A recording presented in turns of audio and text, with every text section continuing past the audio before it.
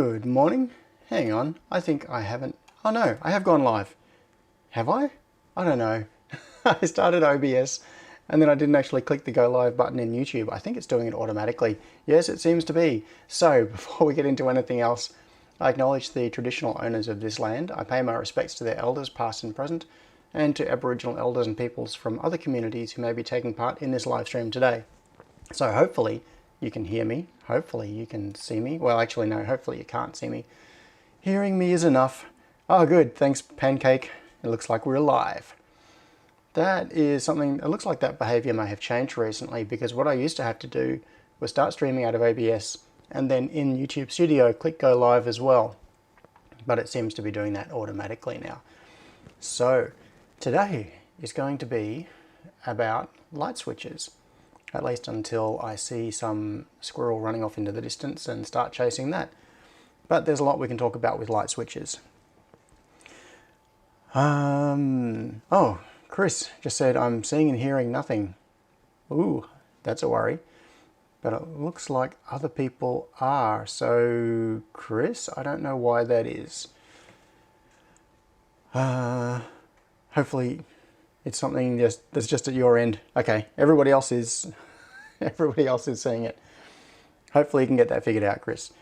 All right, so I was so rushed getting prepared for this that I was actually soldering headers onto a shield right before I had to rush over here and hit the buttons to go live, which is why I'm all flustered right now. And I haven't finished soldering it, which means we get to do it, you know, while you're all watching, just for a bit of added entertainment. Now, okay, I've got to take a breath and figure out where we're going to start with this.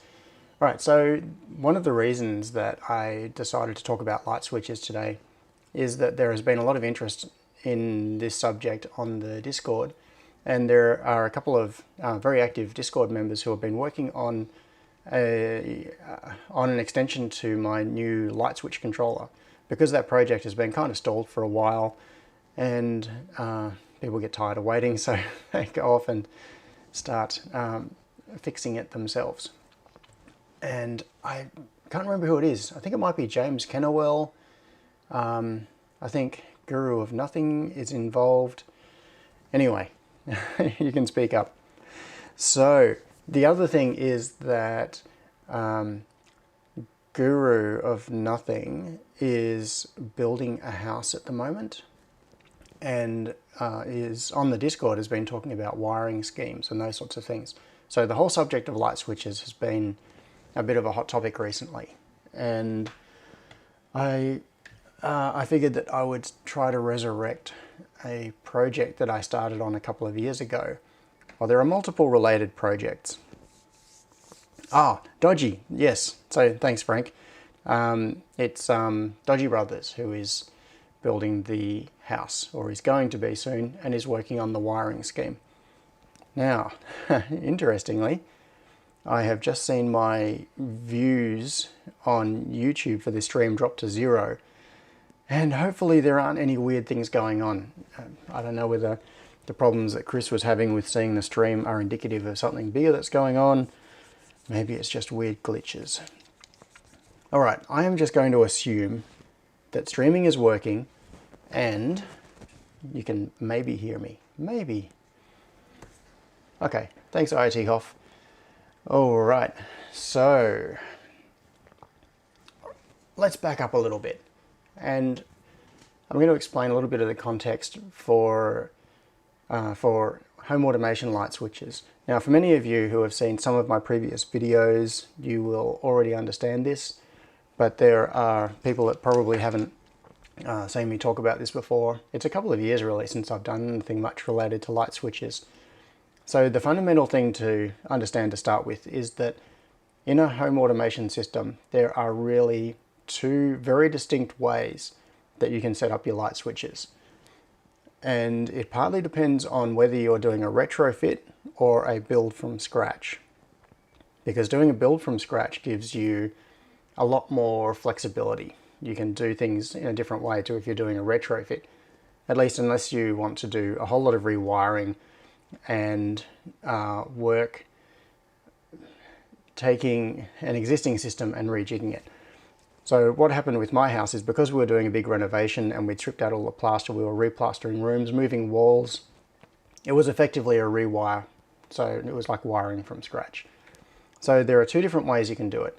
With a traditional wiring scheme, what happens is that power comes from the switchboard, goes to, so I'm talking about mains power here, goes from the switchboard to the light switch. The switch either makes or breaks the connection, and then the cable goes from there to the load, like the light or whatever it is. And it's this switch that you're physically manipulating which is turning the load on or off. The alternative way of doing it is having switches that do not control the load directly. All they do is provide a logical input to the home automation system. So the home automation system has direct control of the loads. Excuse me, this is starting early today. I hope this is not an indication of things to come. So in that scenario, what you do is have a home automation system that can control the loads using relays, or it could be Sonoffs or whatever. You know, you've got some kind of device where your automation system has logical control over the output. And that means that your switches that are on the wall don't need to actually switch any mains. They're just control surfaces. It's just a user interface to talk to your home automation system. And that gives you a whole lot more flexibility. So what I'm going to talk about here today is mostly that second method. So using light switches as control surfaces and sending logical signals to your home automation system, not necessarily directly controlling the mains. Although I'm going to cover that as well, because there is a project I did a few years ago that I totally forgot about. It's one that has never been shown on this channel before, and it is this monstrosity of a thing. This was my attempt at a smart switch a few years ago which directly controlled the mains. So the idea is this is a direct drop-in replacement for a light switch with mains wiring in the wall. We'll get to that later, I hope. All right, so, we've got people from all over. I've just been seeing some hello. So James O'Gorman, hello from Milwaukee. We got Gary from Ireland, Mark from Atlanta, Georgia. We've got lots of people here. So thanks for all coming along. And, all right, so I hope my explanation of that was clear enough. Two light switch methods. One physically controls the current or the power to the load. The other one is just a control input to the automation system.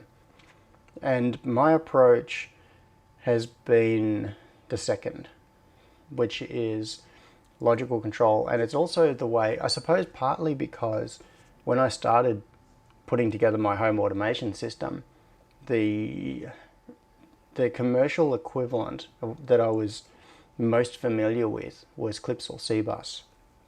And that does the same basic thing. So one of the, as I was thinking about how to wire my house up, one of the things I had in my mind was, I'm not necessarily going to live in this house forever.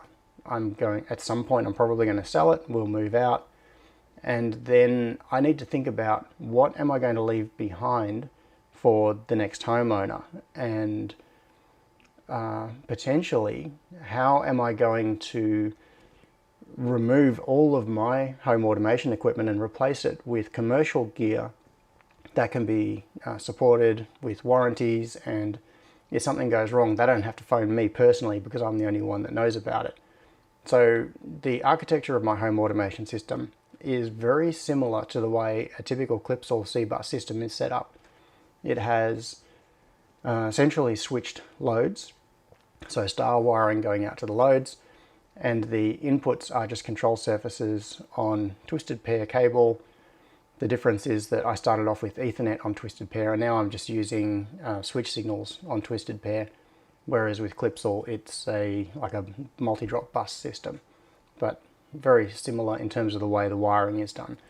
So in my house, if I was going to sell this house, what I would probably do is just remove all of my own modules, drop in Clipsal C-Bus modules, or some equivalent that has a similar wiring scheme, and I could walk away and know that it's got proper commercial gear in there that is not going to come back to me at any point. An electrician who is familiar with that can support it. So let's have a look at some light switches. Where to begin with this? Where to begin?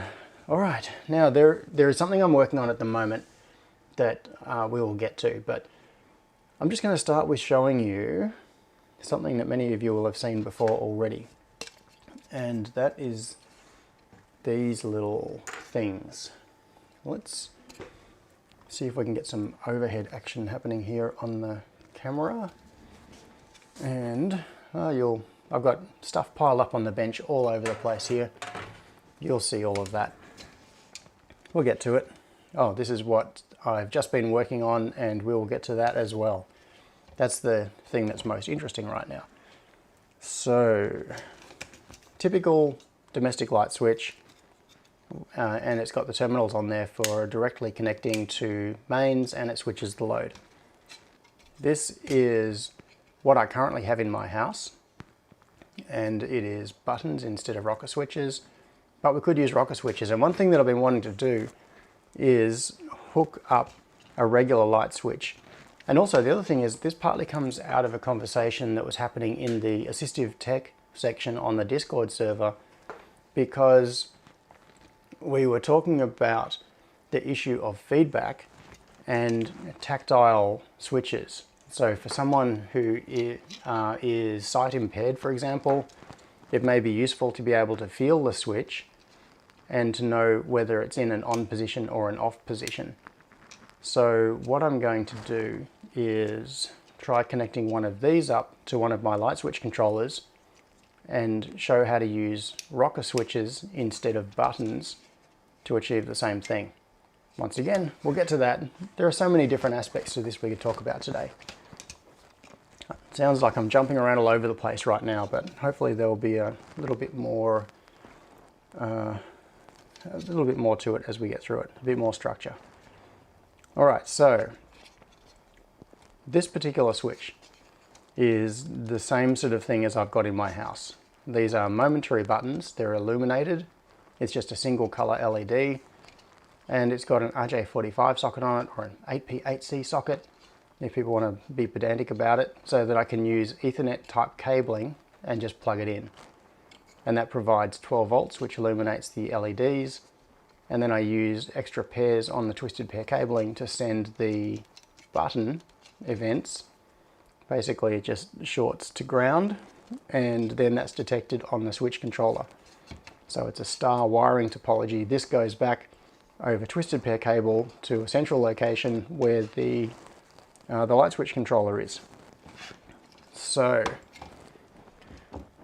where to go next? All right, so partly what I'm doing here is rushing through a bit of a catch-up thing, because many of you will have seen parts of this before. Many people won't have seen different parts, so it's just showing you all the different elements. This is a project that I've had in progress for a little while, which is an updated version of my light switch controller. I did a video about building my existing light switch controller. In fact, I've got two of them currently controlling the two halves of the house, and this is the replacement for it. The original version had modules that were directly connected to digital I/O pins. So what I am currently doing is using a Freetronics Ether Mega, and then the connections that come back from the light switches go down the cable, they go into another socket, and then they go directly to a digital pin. What this does is replace all of the direct digital pins with addressable I/O expanders. Each one of these is an MCP23017, which is a 16 channel GPIO driver, and it can be either switchable outputs or it can be inputs, and they're I2C, so I've got different addresses on each of these, and that means that I can connect the whole thing to a microcontroller with a little cable that's just power and I2C. Very neat. So all we need is any microcontroller that can support this particular GPIO expander with I2C. So instead of having a big massive cabling, we can have a module that breaks out a whole lot of light switch connections over a little connection. And in this case, it's connected to an Ether 10, and there is another I2C module here which has got an OLED on it and some menu buttons so that you can do navigation. And that's it. Like, those things that are on the screen right now are all you would need to support a whole bunch of light switches around the house. Right now, this is not available because I have been working on it and wanting to release this as both individual modules so people can customize and build their own, but also as a complete unit. And this thing here is a rack mount. This was a prototype, so these are steel, it's all laser cut steel. I designed this in Fusion 360 and took the designs down to a local laser cutting place and had them make it up. So they laser cut it and then folded it. And it still needs some stuff cut in it. So the idea is that there would be a slot, well, 3 slots cut along the front here. And then this will mount in here somewhere. That's the general plan. This one was done with a Raspberry Pi mounted in here with the Pi ports exposed on here. So it's a different configuration. This was an early iteration before I had designed this PCB. So it's a work in progress, but you can see that there are parts of it there that are coming together. And the end result will be a 1U rack mount light switch controller that you can put into a rack in your home automation system. And it will have all of these sockets on it. And then each one of those can be connected to a light switch that can be somewhere around your house. And it could be 1 button, 2 button, 3 button. There's a 4 button light switch. So at the moment I've got anything from 1, 2, 3 or 4 in terms of the size. And so okay. So far I've just been totally ignoring the chat, and let's see. Okay, so what questions have come up already? So Tiago SS said, has your automation server ever crashed and everything stopped responding? Now, when you're talking about an automation server, there are several different parts of my system that you could consider an automation server. Probably the most central part of it is currently a Raspberry Pi running Mqtt and Node-RED and a couple of other things. That has never crashed. I'm trying to think of a situation where that's failed. I mean, obviously there are issues where I've had blackouts and things like that, but I've never actually had that crash and just stop responding. And the light switch controller as well. So my existing light switch controller, which is, it's not an integrated PCB like this, it's separate breakouts. That, I'm trying to think about whether that's ever crashed. I don't think it has. It's never got into a state where it's just stopped responding. I do have a watchdog timer in it so that it can reboot itself automatically. And if that happens, there is an event that's logged in Mqtt. It publishes to an events topic so I can see what happens. But I don't recall ever seeing that happen. The only time that it has been a problem is if there has been something like a blackout and then doing a cold startup of the entire system, and there can be issues with things like DHCP server being too slow to start up, and then you've got to then the watchdog timer has to kick the light switch controller and make it restart until, like, keep restarting until it gets an IP address. There are issues like that, but the short answer is no. It's, apart from bad situations like blackouts, it's super reliable. It just always works. That wasn't always the case though. When I was running my original light switches, which had Ethernet directly in them, just wondering if I've got an example in this big box of bits. I probably do. So what I used to do is have, so All right, here's a super crude example. Because it's crude, it's actually a good example. This was one of my very early ones. So illuminated buttons connected to an Ether 10, so Arduino with Ethernet on it. There's a power over Ethernet regulator, and this would connect to the central, this would connect to an Ethernet switch, and when you press one of the buttons, it would publish to MQTT. Now, I did have these fail from time to time, like they would just stop responding, and I didn't have a watchdog or anything on that. And what would happen is I would have to go into the garage where the switchboard is, unplug the cable for that particular light switch to power cycle it and plug it back in. But the last few years that I've been running on this centralized light switch controller system, it has been rock solid, which is cool. And Adam S said maximum of 6 buttons on those, I guess. So it actually only 4. And the reason for that is that I decided to follow the same wiring convention as DIY power over Ethernet. So typically with 10 and 100 base T, so not gigabit Ethernet, but up to 100 base T, it only uses 2 pairs of the cable in the Ethernet cable. 2 of the pairs are spare. So for the cheap and nasty way of doing DIY power over Ethernet is you use those 2 spare pairs and you put power on it, typically something like 12 volts or 24 volts. And so what I did with this was maintain the same pinout. So I've got 2 conductors for plus 12 volts, 2 conductors for ground, even though that's unnecessary. I mean, I could have done it with just 1 for 12 volts and 1 for ground, but I wanted to be consistent with the power over Ethernet wiring convention. So I'm using 2 for positive, 2 for ground, and that leaves me with 4 conductors, so 2 pairs. So what I'm doing with these is each of these buttons that you see here switches one of those 4 spare conductors, which are normally data lines in an Ethernet system, but I'm not using it as Ethernet, and it switches them to ground. So it's kind of a self-imposed limit that it's only 4 instead of 6, but that is because of wanting to stick to that wiring convention to be consistent with power over Ethernet.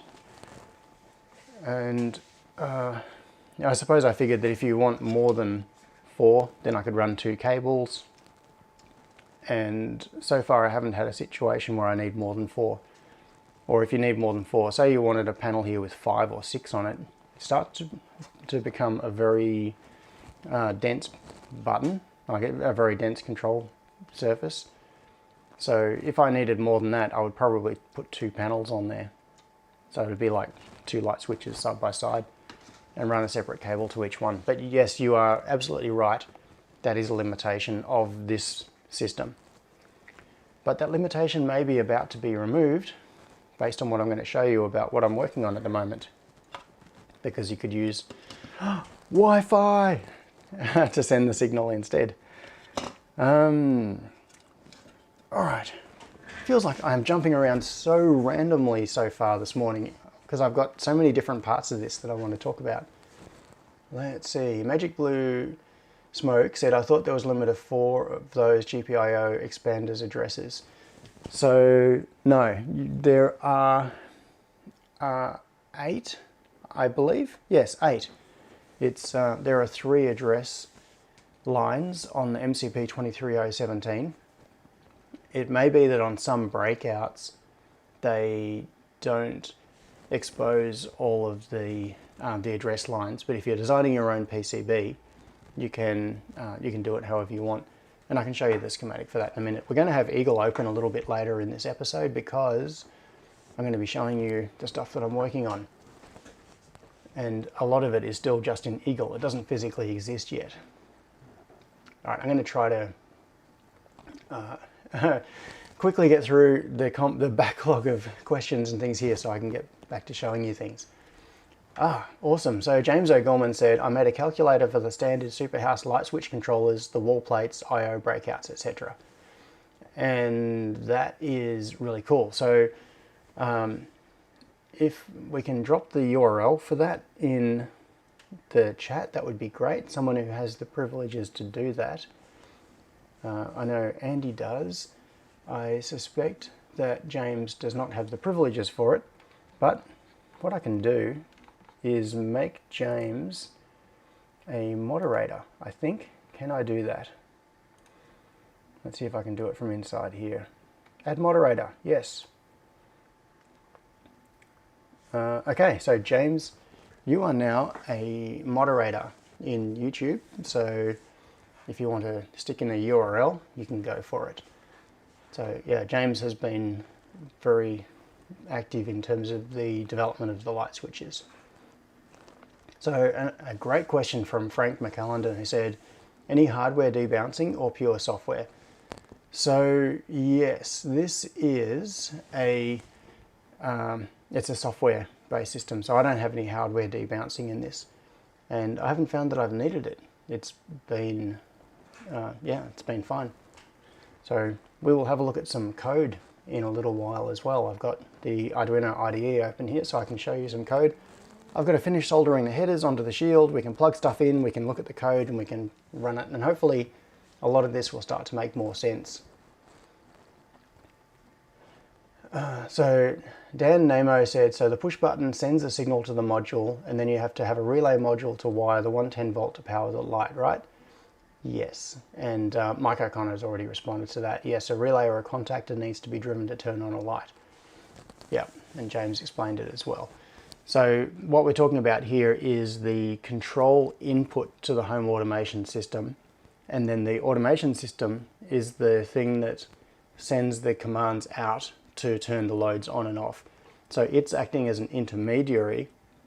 You are sending it instructions of what to do using the switches, but it is the one that is executing what you want it to do.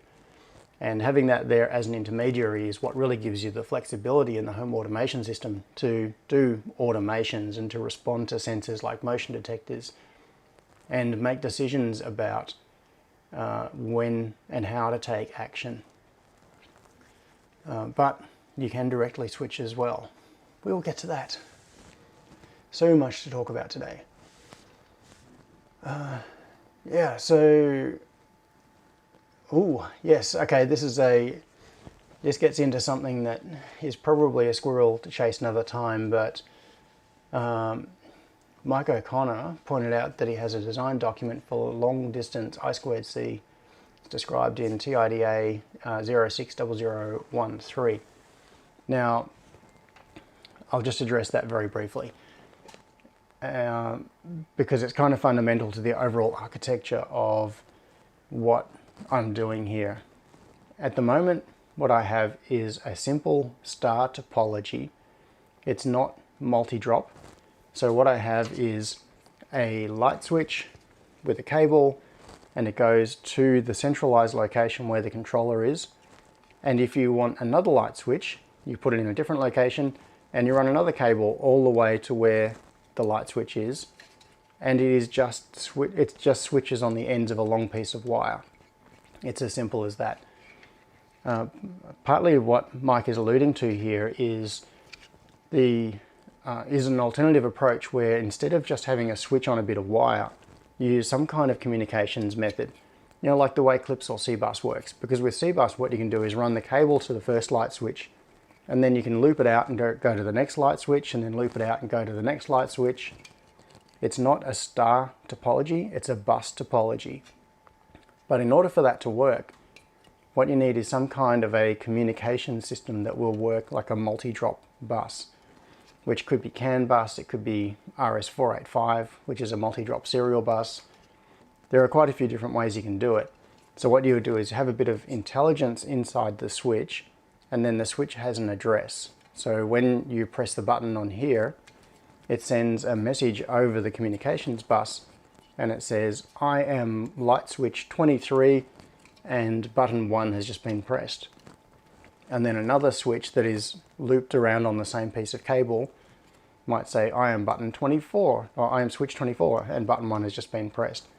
So it gives you a way of being able to distinguish the events on the different switches even though they're all on the same piece of cable. But that requires some smarts at the light switches rather than in the central controller. Well, you need it in the central controller as well, but you need smart light switches. And one of the options for that is to use something like I2C, because what we could do is make each of these light switches an I2C device, but the limitation is that I2C, in fact the name I2C, it actually stands for integrated circuit. That's why it's the IIC name.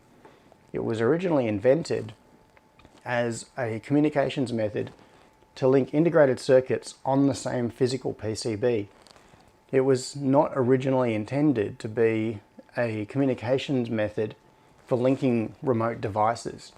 So it wasn't designed with high noise immunity in mind, or all of those sorts of attributes that you care about if you are putting a device at the end of a 20-meter piece of wire, which is effectively a big antenna, and it can have noise, electrical noise induced on it. So I2C does work at multi-meter sort of wire lengths, but it was originally designed to work at multi-centimeter wire lengths, and just on the same physical PCB, not even leaving the PCB. And since then, I mean, I2C has been around for a very long time. I think it might have come from, when was it? The 70s or something? The 80s? I can't remember. And since then, it's been improved and expanded, and it now does a whole lot more than that. And there are methods that you can use to extend I2C signals and make them work reliably over long wires. So that is what Mike is referring to in that data sheet about, what was it? Not a data sheet, as like an application note for long distance I2C. So that is one possible solution to this. Okay, lots of other stuff there. Alright, so how about, what I'll do is finish soldering the headers onto the this little shield that I'm wanting to use, because then we can hook some stuff up and make it actually do things, and it might be a little bit easier to understand when stuff is really working and we can see it all connected together. What I would like to do is have a little, I'm just going to switch on a fan here, which will make an annoying buzzing noise, but it'll help drag the smoke away out of my face. Come on. So once we've got everything connected together, you'll be able to see the different components. A lot of the time when I'm trying to explain this, I'm trying to use examples of things that are distributed around my house, and you can't really see it because there are different parts of it in different parts of the house. Having a test system, some kind of a demo system where, come on, oops, where you can see all of the components in close proximity and you can see the wiring and how they relate to each other, could be very helpful. So get rid of that noisy fan, and get rid of this header jig, and hopefully I won't need the soldering iron, so I'll get rid of that. Alright, so this little shield, which I've just stuck the headers onto, is a super mini version of this light switch controller, except that it's got direct digital connections. It's not I2C. So I did this because I wanted a really easy way to be able to just connect one or two light switches to an individual Arduino type board for, you know, the simplest possible installation. So what we can do is just plug this into here, and we can then connect light switches into here just as if this was wired in a house. So if I take this one, so this is a 3-way light switch. I'm going to need a few more things here to make this work. Maybe some Ethernet. And I don't actually even know what code is running on this board at the moment, but let's just plug things together and then we'll see how it goes. So we'll plug that into there.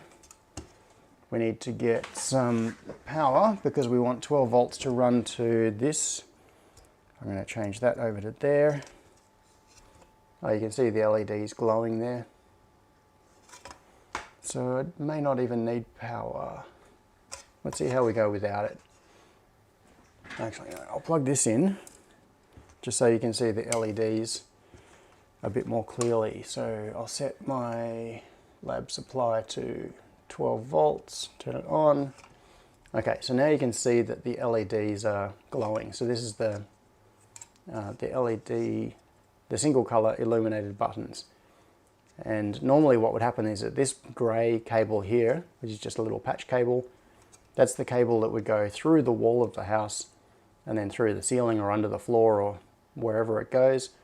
And it ends up going back to the switchboard where the central control point is. And then this is representative of what would be in that control location. And in our case, we've only got 2 sockets, so we've got connections for 2 light switches. But if you used something like this, you could plug in many more. Let's ignore that for now and just go with this simple solution. So let's see if we can make this work. Over here, I've got some code, and let's have a quick look at this, and then we'll flash it onto here. Oh look, I haven't updated this for so long. So you can see I was working on this 2015 to 2017. It's been a little while. I don't even remember quite how this works. All right, so we've got some configuration. This particular thing is assuming that we've got wired Ethernet. It's using MQTT, so it uses the pub sub client library. And it's got a fallback IP address. If it can't get an address from DHCP, there's an onboard MAC address ROM, so it tries to get the address from that one. And this is the address of my internal MQTT broker, which, let's have a look at that. It's probably going to have a whole lot of noisy events happening on it, but hang on. I'll move this into a spot you can see it in a moment. Oh look, my thing is out of date. I'll move it over here and embiggenate it so that we can see what's going on. So minus G, let's just subscribe to hash for now. Actually no, what we'll do is we'll subscribe to events. This is a topic that is used by different devices. So when I create firmware for devices that use MQTT, my convention for the last quite a few years has been to have them start up and publish to the events topic. And what that means is that by subscribing to the events topic, I can see things that go on like devices rebooting or reporting their status. So there's no watchdog timer. This is me looking at my own code and trying to remember what the hell I did. Panel ID. So let's just change that panel ID to 99. I don't want it messing up with anything. That is how the switchboard controller identifies itself. Well, not the switchboard controller, it's the light switch controller in the switchboard. I'm not going to go through all this code in great detail. That's not really what we're here to talk about today. There's the Mqtt callback that happens when it receives a message, sets up Ethernet, attempts to reconnect. Okay, so here we've got a button array, and these are the I/O pins on the board. So the board that we were looking at just before, this one here, it's got two RJ45 sockets on it, and there are 4 inputs for each socket. So you can see the pins defined here, and it's got the state of each one so that it can detect transitions, whether it's gone from unpressed to pressed. Oh look, debounce delay. This comes back to that question earlier about debounce. So 50 milliseconds debounce delay, button pressed 1, button not pressed 0. These are just definitions so that later we can do logical comparisons, and we can do things like say if button pressed, or if whatever equals button pressed, button state equals button pressed, you know, that sort of thing. Watchdog timer, ignore that. Get the address from the MAC address ROM, ignore that. Set up Ethernet. We don't really care about all of this stuff. Button array, loop. Okay, so the loop itself is very small, which I like. That's my generally preferred way of doing things, is to abstract things out into little routines that do stuff, and then the loop itself can become fairly self-explanatory. So client.loop is the MQTT client, and all it's doing is processing the input button. Why is it I is less than 48? Surely that should be 8. I think that must be a bug in the code, because I think that this originally would have been the code that ran the large the light switch controller that I currently have, which is very similar except that it's got way more inputs than this. And so let's go out on a limb and just change that to 8. And hopefully I haven't killed it. So heartbeat, that's just for the watchdog. Process button digital. This looks painfully complicated, more complicated than it needs to be. But it's just reading the digital input. Oh look, here we go. If last button state, the button ID is button not pressed, and then it checks. So that means if the button was previously unpressed, but it is pressed now. So that's how it detects the transition. And it's got the debounce delay in there, reports to the serial, and reports to MQTT, and the rest of it we don't care about.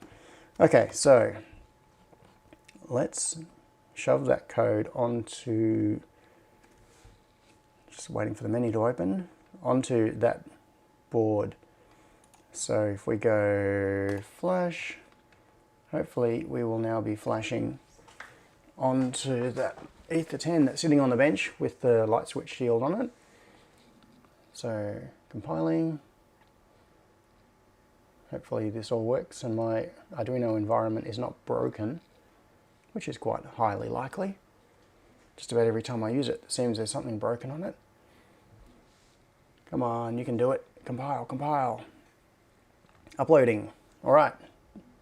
So this should now be running the code that we have just uploaded, which means that it should, oh look at this, hang on, let's go back to the desktop. In MQTT, we've now got events, reconnecting Arduino, blah. So this is the device that we have just flashed, and it's just woken up and said, hello, this is me.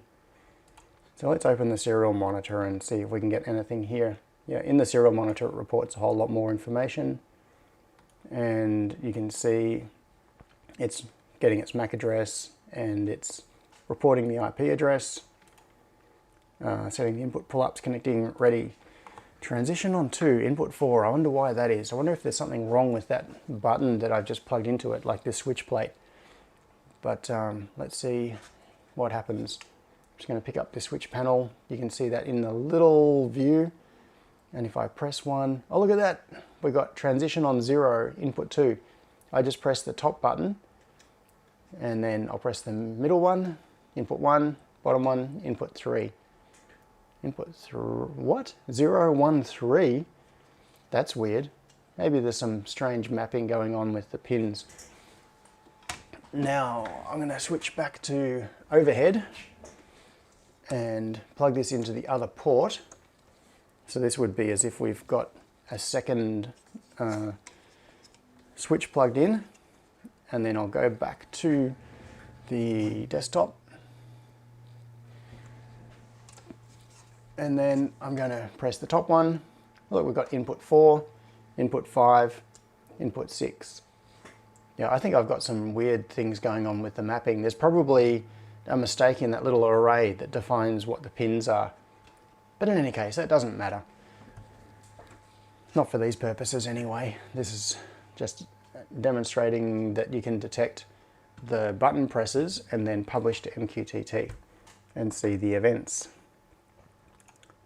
So, where is it publishing? I have no idea. Now, I don't know what topics this is going to be doing. Let's drink from the fire hose and see what we see. So this is now just subscribed to the wildcard topic, and you can see a whole bunch of stuff that is going past. Now I'm going to press these buttons a few times. Oh look, we've got some events happening there. I'm going to Control C it so that we can stop and see what actually happened. Now if we look at these events here, what happened was that I did the subscribe. So I did a subscribe to MQTT, and I used the -v flag, which is verbose. And that means that it reports not just the messages on the topic we've subscribed to, but it also reports the topic that the message appeared on. And that's important because we subscribe to the wildcard, so we're just looking at everything. And so what we're seeing here is buttons is the topic, and 99-15 in this case was the message that was sent. So, all right, I was just thinking we could have, what I could do now is I could actually link this up to my home automation system for real and have it send events that turn the lights on and off. It's kind of tempting. We can pull up some Node-RED. Let's see, I'm just going to pull it up on another screen and see if it would make sense to do that right now live while you're watching. It might end up just being a distraction from the point of what I'm actually talking about. Okay. Oh no, we can do this. We can actually do this pretty easily. All right. So what we have now, if we look at what's going on my MQTT broker, is that when I press one of these buttons, it publishes to the buttons topic, and it publishes the panel ID and the ID of the button, which is why it's 99-14. So if we go back to the source code here and look at what it's publishing, and you might remember way back at the start, I edited a value. Where is it? There it is, panel ID 99. I changed this because just the way the code works is it publishes the panel ID and then the ID of the input. So let's pick one that is a known input. I'm going to run that subscribe again, and I'm going to press the first button. So it's 99-14 is the button we want. And now let's have a look at some Node-RED. Slightly off topic for what I'm wanting to cover, but it gives you some idea. Oh, and what you can see here is code left over from last week where I had Daniel and Michael on the live stream, and we had Daniel controlling the lights and the water cannon using the voice control system that Michael had written. And if you look just down here, you can see a little bit hooked into it. This is where messages came in from the voice control system that Daniel was using, and then it set a value just using a function node here and passed it into the office lights, and that's how Daniel was turning my lights on and off. So what we can do is let's have a look. Toggle. All right, I'm going to copy that node. I'm just going to copy and paste a few things here, and then we'll look at what they're actually doing. So I'll copy that. I'm going to copy that. and stick it in here. So this buttons subscription is simply as an MQTT subscription to the buttons topic. So just a moment ago we were looking at, where was it? We were looking at these messages being published, and when I press the light switch, it publishes something like 99-14 on the buttons topic. So what this is doing is subscribing to the buttons topic so we can see when those messages come in. And then that goes into a function, and let's have a look at what's in that function. It's doing a little bit of logic. So we want 99-14.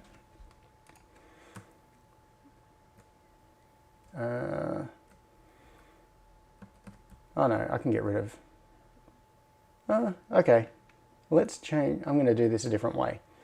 Sorry, I'm going to remove those because I just realized that the way I've got the logic set up, I can do this in a simpler way. I don't have to add those, I can just add it in here because we already have this subscription to the buttons topic. The message from the buttons topic comes into this function node, and it's looking for a message payload, and you can see that it's saying if the message payload is 1454, and then across here, or if it's 1463. So there are two switches that are capable of changing the lights in my office. So I'm just going to add a third switch in there, and I'm going to make that 99-14. Now I'm kind of rushing through this without much explanation, and it may not be making a lot of sense. Right now this doesn't matter. I'm just rushing through this to show you that I can very quickly link this device sitting on my bench that we've only just set up to my home automation system just by changing a little bit of code. But the details of that don't really matter. We're going to get back to the light switches in just a second. So all I'm going to do is apply that edit, and I'll deploy. Yes, confirm deploy. And once this is finished, so that should be finished now actually, let's go back to, what shall we look at? Let's have a look at what's going on. Oh no, not in events. We'll have a look at what's going on in buttons.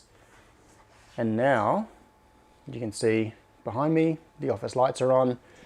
This is a real unplanned demo. So much scope for failure here. A demo that was created right live in front of you. So press the top button and nothing happens. Buttons 99-14. Press it again, nothing happens. Failure! So, what is going on? Why are my office lights not changing state when I press that? Oh, look, there's some error. What is the error on that? Did I do some kind of a syntax error? I probably did. Oh yes, I did. Look at that. I messed up. So I've got a missing bracket right there. Awesome. And that's why I should have paid attention when I was doing that deploy, and it came up with an error message. All right, so back to here, and now I'll try pressing this, and now my lights have turned off. Press it again, and my lights turn on. So we've now just added an extra light switch to my home automation system and done the software setup, and everything else is still working fine, which is nice. So that well, I suppose the interesting thing about that is that it shows the flexibility that you get when you are directly controlling the load through the light switch. If, for example, I had wanted to add a two-way light switch to my house, what I would have to do is get an electrician to come in, and at the second location they would have to install the switch. They'd have to loop around the mains wiring and do the, the two-way lighting setup. It would cost me many, many hundreds of dollars, and I'd have to book the electrician and wait for them to come. But because the control of all of the loads in the house is totally separated from the control system, it means that I can arbitrarily add different control methods, and then with just tiny software changes, I can change how it behaves. So as you saw, I only soldered the headers onto this shield a few minutes ago, live on the stream. We uploaded the code onto this Arduino, and now we've got a light switch that can control the lights in my lab. And by just making tiny changes in Node-RED, I could have that same switch do all sorts of things. I could have it controlling anything, anywhere around the house. All right, now back to the light switches, the switches themselves. And okay, let's do a minor detour into direct mains control switches, because it's not something that I like very much, but it can be really useful from a retrofit point of view. Now, I wonder if I've got one handy. There are things like the Sonoff Touch, which is a direct drop-in light switch replacement. No, I don't have. I've got them around, but I don't need to go and pull one out just to wave it in front of the camera right now. But before the Sonoff Touch came out, this was a few years ago now, this was a project that I worked on as a way of making a direct drop-in retrofit replacement for a hardwired light switch. This particular one is a 4 outlet version, and on the back, now one of the reasons for showing this to you is that it illustrates a concept that is going to be very important for the project I'm working on right now, which we'll get to soon, and that is the separation of these two boards. Now you can see there are two PCBs here. There are the switches mounted through the faceplate, and they go to this front PCB, and then there is another PCB on the back of it. And that back PCB is where the mains is. The front PCB is all digital logic, and there is total physical separation between them. There are electrical connections here which allow control signals to be sent from the logic PCB up to the mains PCB, but they're really two different things. So let's get it over there so you can see it a bit better.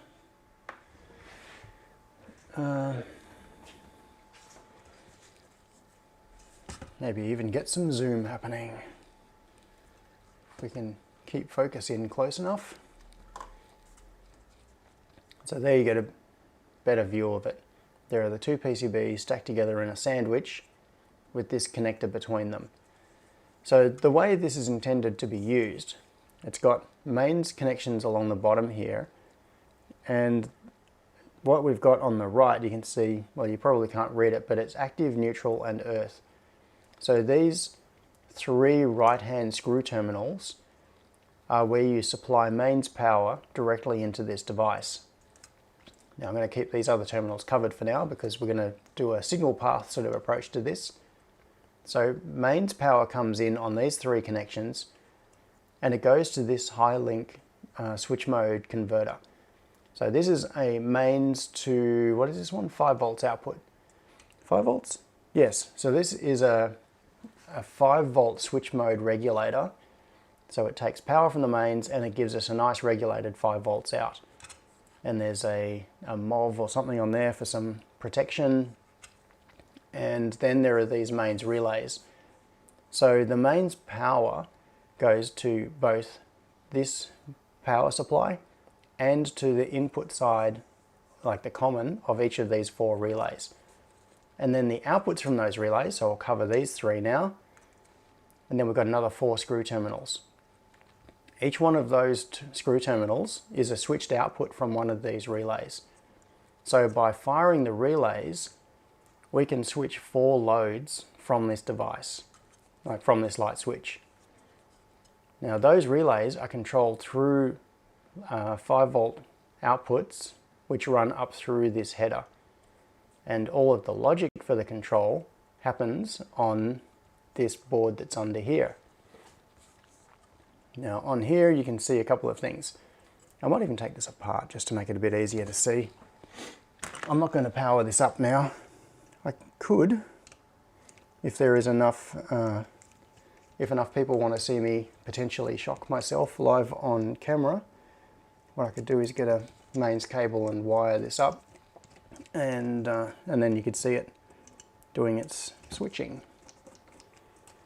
But for now, I'm just going to maybe, being totally mercenary, maybe what I could do is take donations. How much are people willing to pay to see me potentially electrocute myself? So this is the mains board, and I picked red for this PCB just to show that it's dangerous. So this is the high voltage board. It's got the relays, and then there are driver transistors under here. So that's what turn the relays on and off. And then the logical inputs on here. And then this is the logic board. And you can see this one's got a particle photon, or is it a spark core? I can't tell. I think it's a particle photon. Pretty much the same thing anyway. Well, one is the successor to the other. And that is the brains of the device. So if I was building it these days, of course, I would use an ESP32 or some processor like that, but this was done years and years ago. Is there a copyright date on this? I don't know, I can't see one. What about on here? Where's the date? 2015. Okay, yeah, that would have been just prior to ESP days. So it would have been right around when I was starting to use ESPs, I think. And so what this was doing is relying on this module as the controller. So this has got Wi-Fi on it, and there is also a radio receiver on here. This is a 433 megahertz receiver module, and what we could do is decode the control signals coming in on the radio, and that way you could either use the buttons as controls, or we could send radio signals to it and control the switch that way. And there's a piezo on there, so we could do audio feedback if we needed to. And that's about it. It's actually quite simple. But the general concept here, the important thing is that what we've got is a logical controller board, which has the control surface, and then we have a high voltage board that does the switching of the output, and those two things are isolated from each other, just with this connector between them. And so I've followed that same sort of process with another project that I've been working on, which I'll show you in just a moment. But one of the things to think about from this point of view is that it gives flexibility in these, what am I saying? Like in a combination. All right, so this particular board, this logic board, has mounting points for 4 buttons on it. This controller output has 4 relays on it, but neither of those have to be the case. What you could do is have a control board here with a single button, and you could have an output board with 4 outputs. Because the thing is that this can also receive its commands by other methods. It could be by MQTT or by radio link or whatever.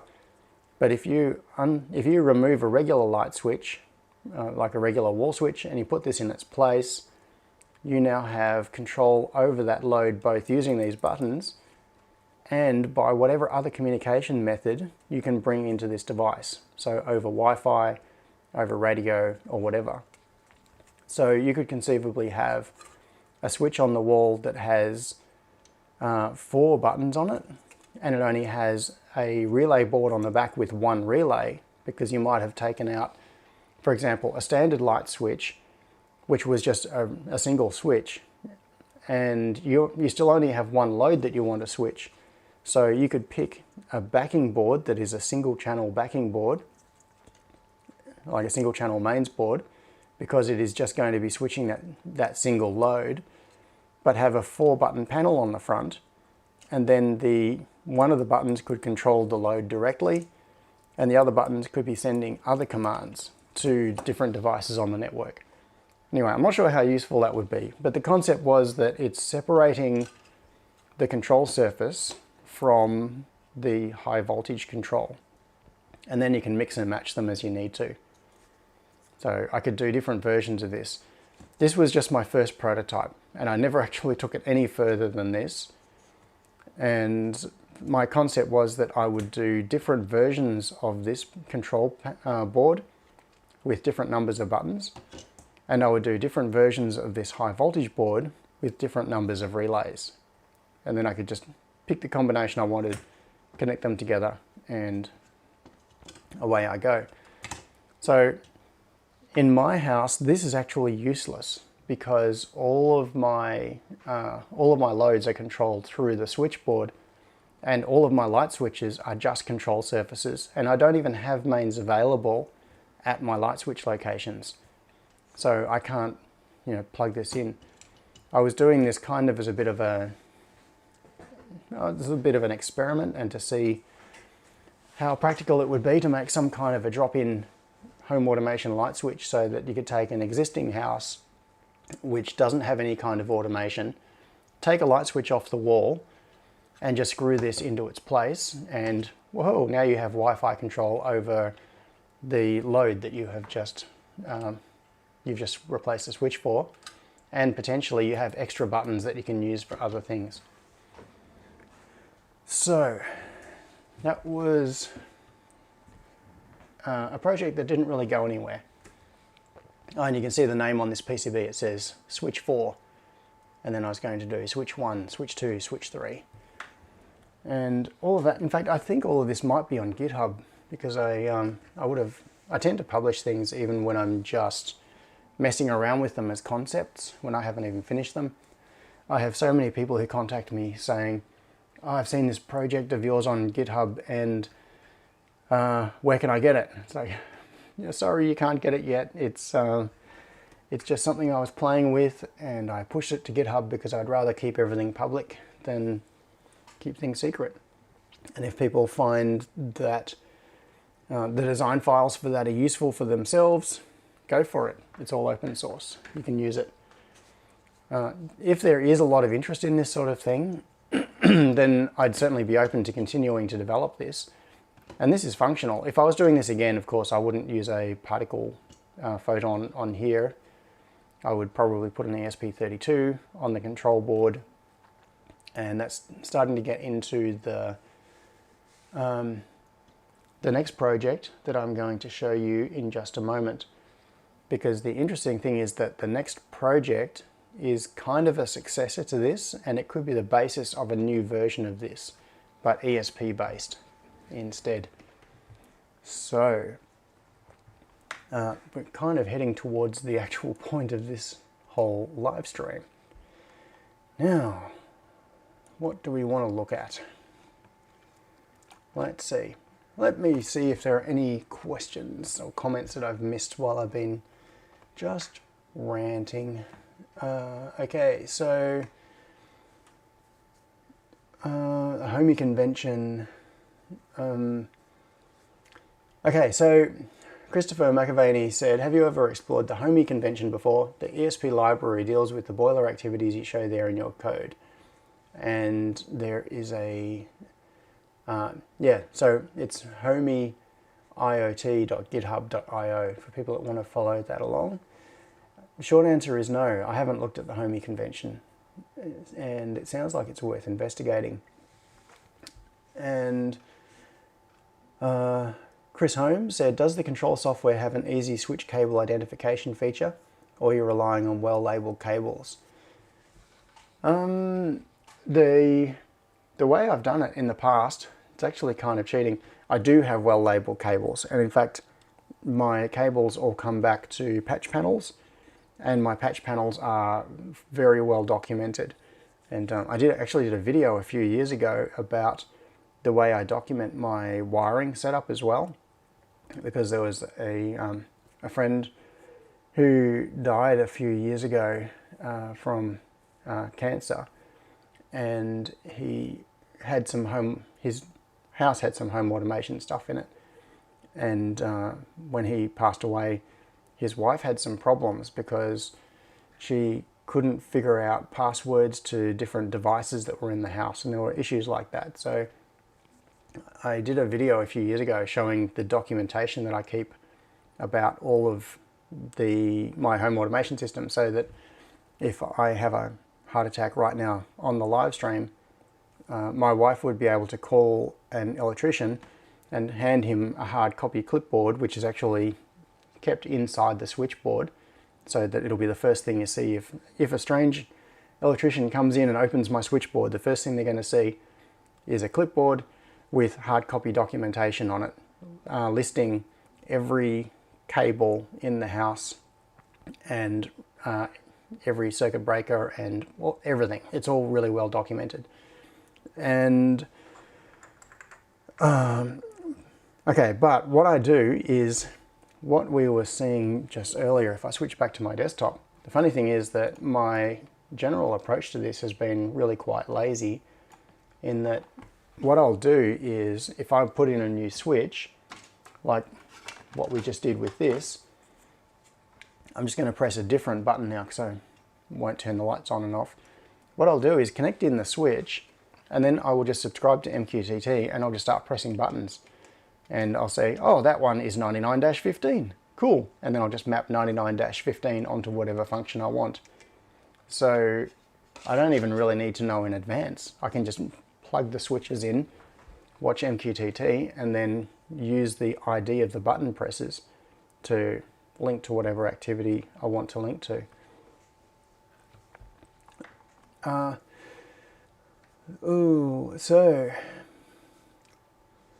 Okay. Magic Blue Smoke said, I think the question on everyone's lips is, what is the device Happy Bubbles?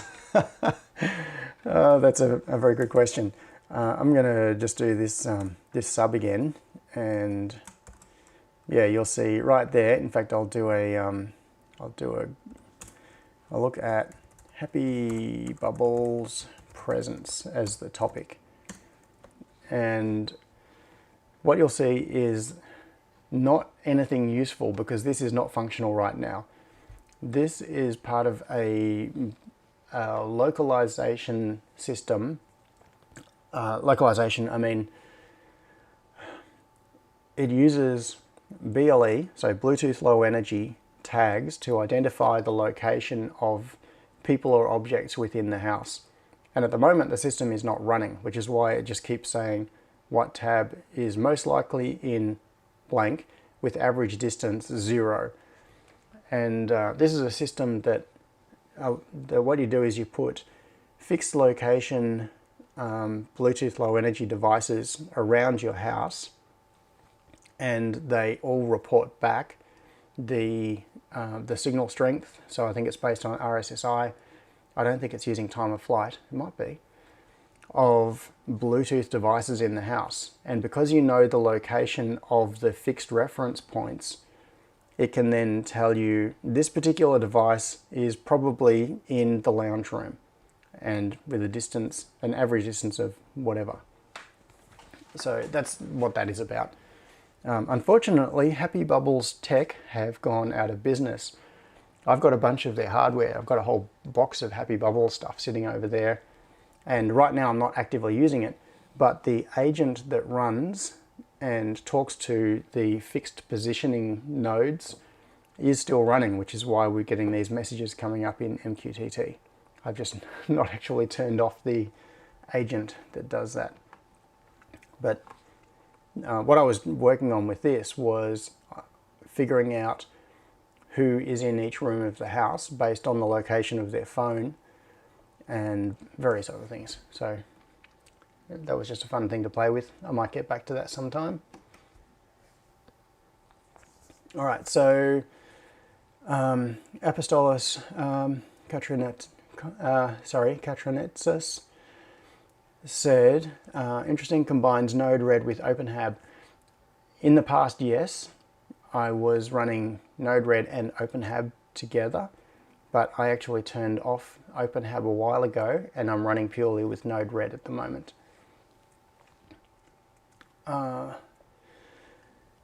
Magic Blue Smoke said, I know Node-RED is meant to make it easy to understand flows, but the amount of buttons you have to click and move seems so easy to accidentally break stuff. Still easier than Tasmota rules though.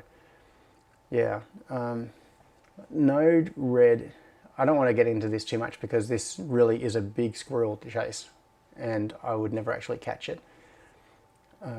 But Node-RED has some strengths and some weaknesses. The strengths are very quickly linking things together. Weaknesses are when you have lots of repetitive structures. And there are ways around that if you do things in a better way. So this is one of, you can see that I've got many tabs across the top here for different parts of the house. And I've got, well, air quality. Yeah, you can see a whole lot of stuff being extracted out of air quality sensors there and being reported to different things and charted. But if we go back to the lab and garage tab, you can see a lot of repetitive structures. So that particular thing there, that structure that's highlighted, is just repeated down and down and down. And the difference is that they are looking for different, like there are different little state recorders here. And now I could have structured this in a more scalable way so that I didn't have to keep repeating that structure. Like programmatically, this could have been done differently. So that didn't happen. This ends up looking like a really long, complicated page just because there is so much that is repeating. Yeah, I'm not going to get into that. There are ways I could improve that within Node-RED and make it much simpler to follow and probably more robust. But let's stick with light switches for now, because I haven't even got to the project that I was going to be talking about as the main thing today.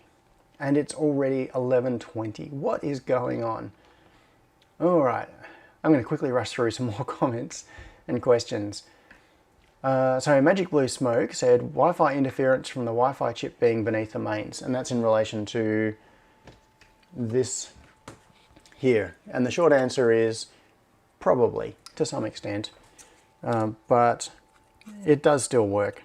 And if you look at things like Sonoffs, they are directly switching mains, and they have Wi-Fi built into the chip, into the ESP8266, right there on the PCB, right next to where they're switching the mains, and they still work pretty well.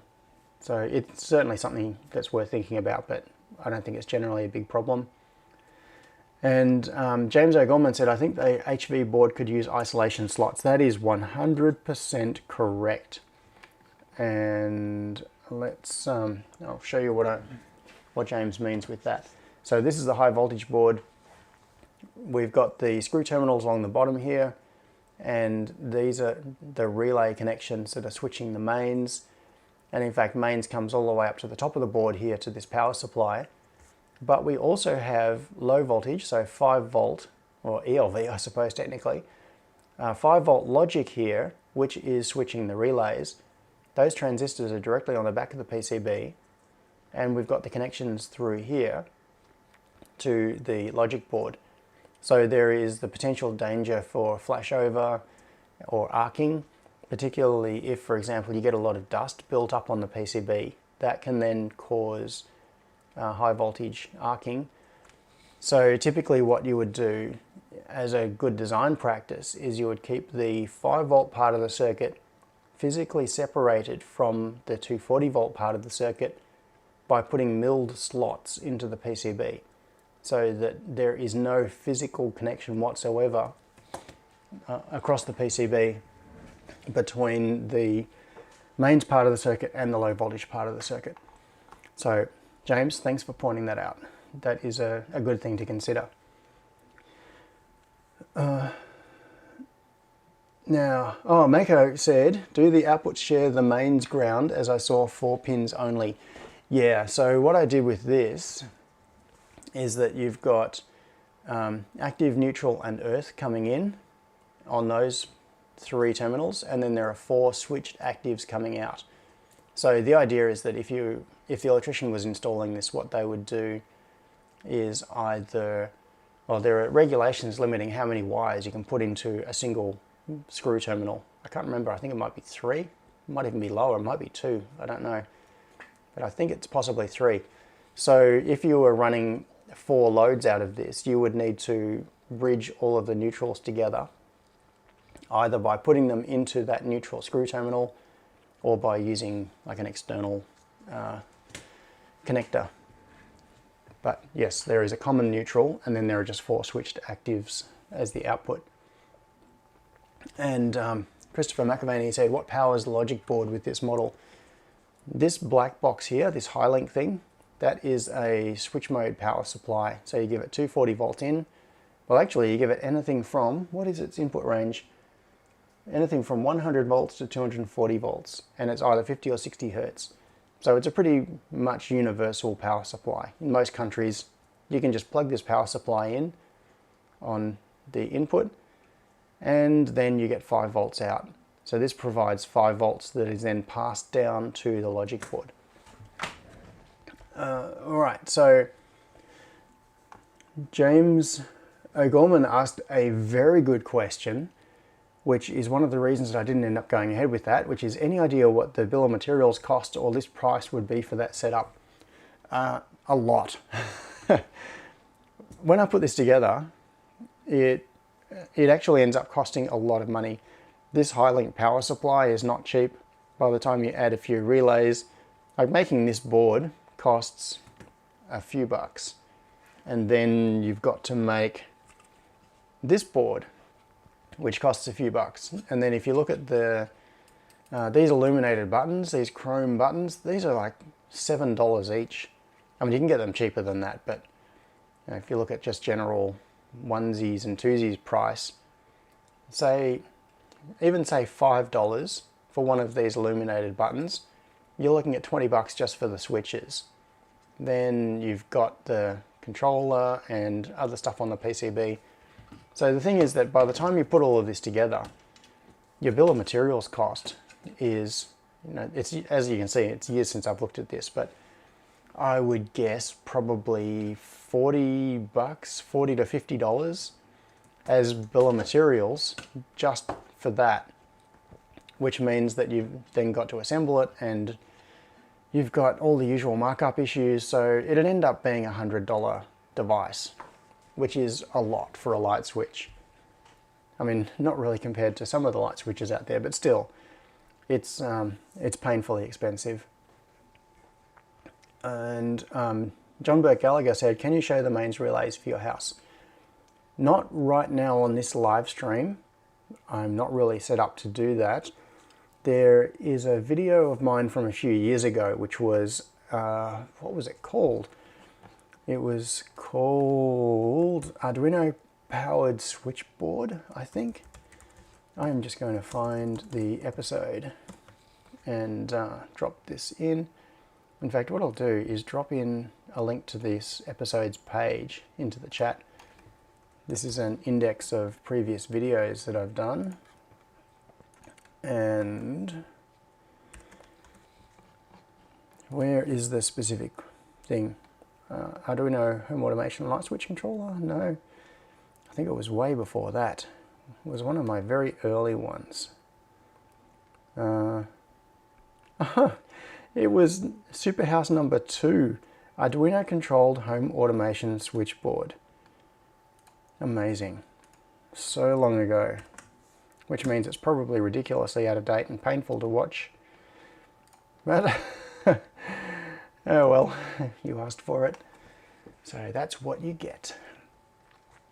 And Adam S. said, future live stream topic, your Node-RED setup. Yeah, that's a good idea.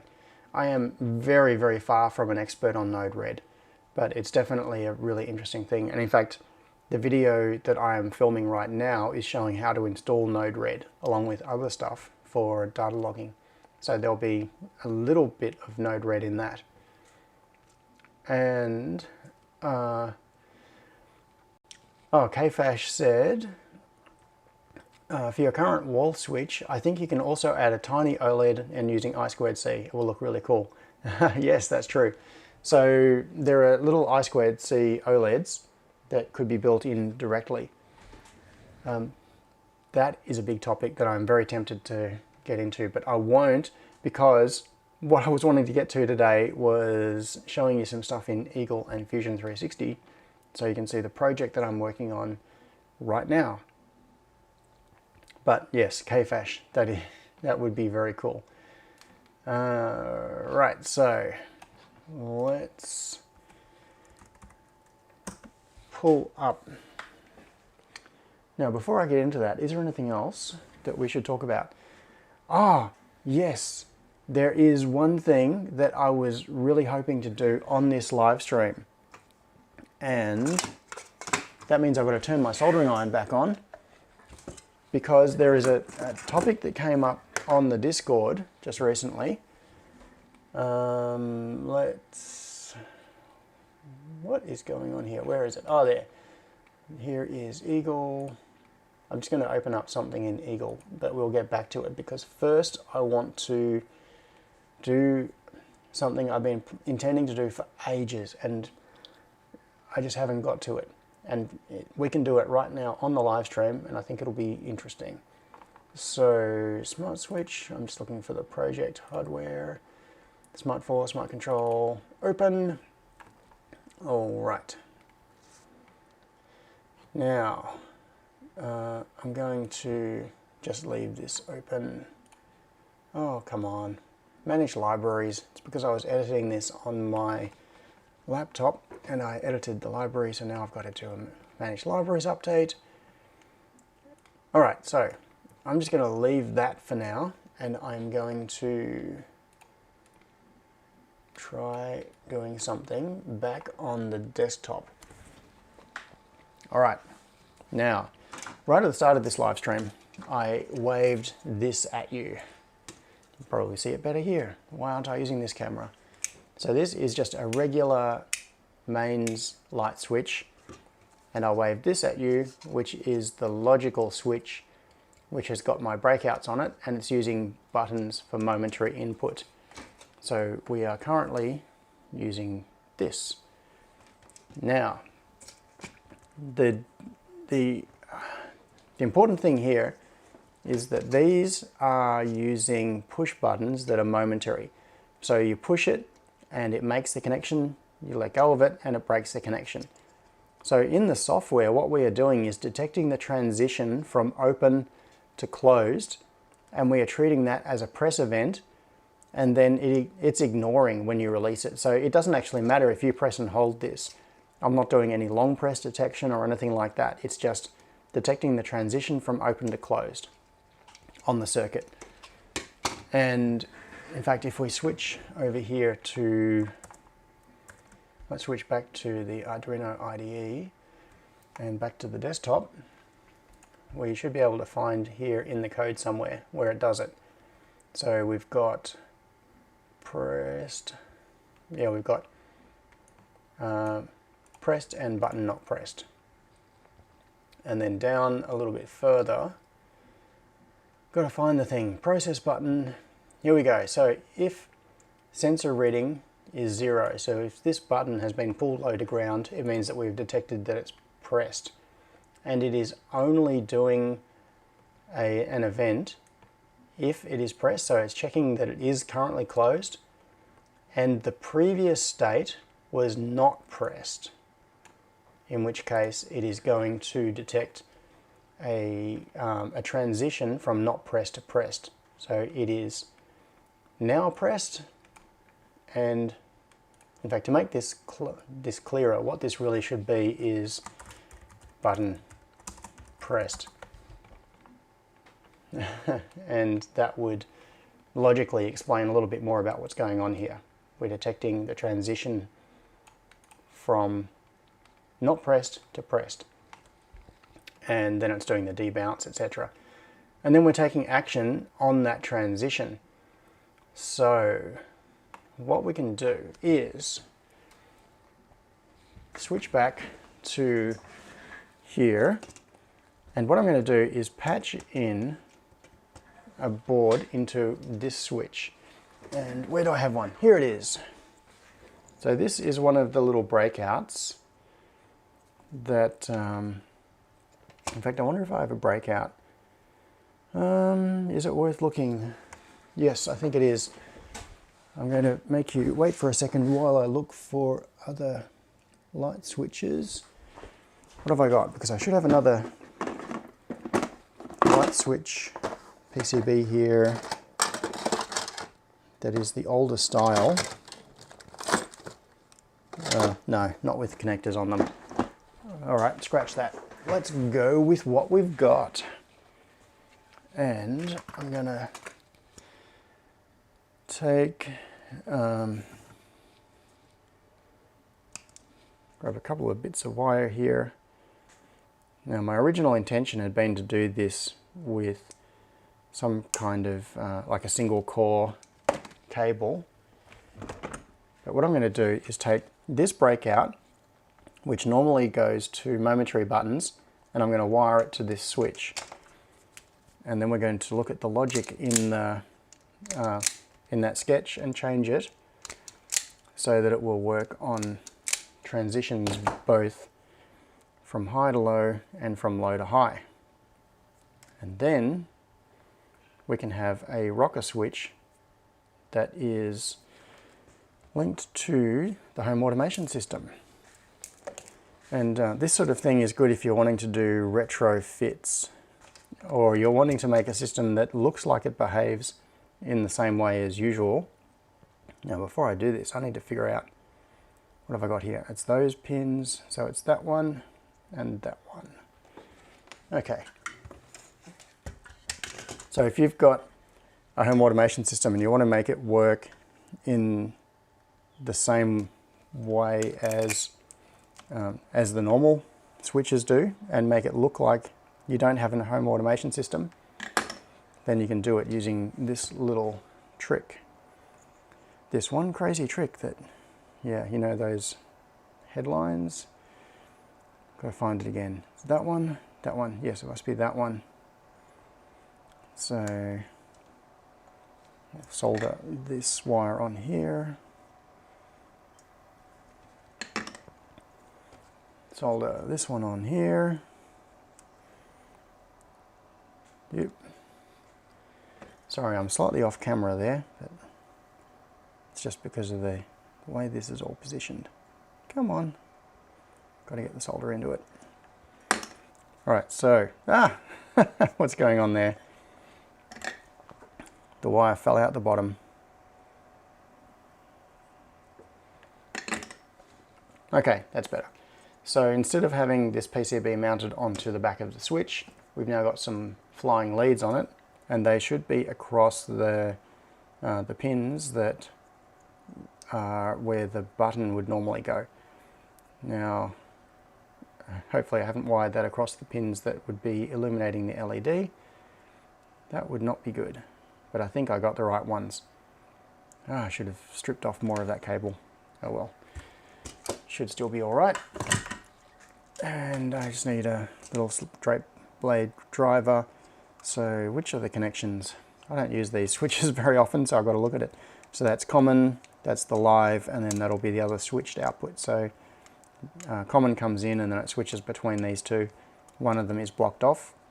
Normally you would have to snap that out if you wanted to do like two-way wiring, and that's the connection for looping around the live. So if we, oh not live, L, neutral. Oh, hang on. Maybe I'm looking at the wrong one. L, common. Let's just figure this out. I so passionately avoid touching anything that's mains related that, yeah, that's it. That I barely even look at these sorts of switches, so it's, I can't just look at it and know which connection is which. So I'll screw that in, screw this in.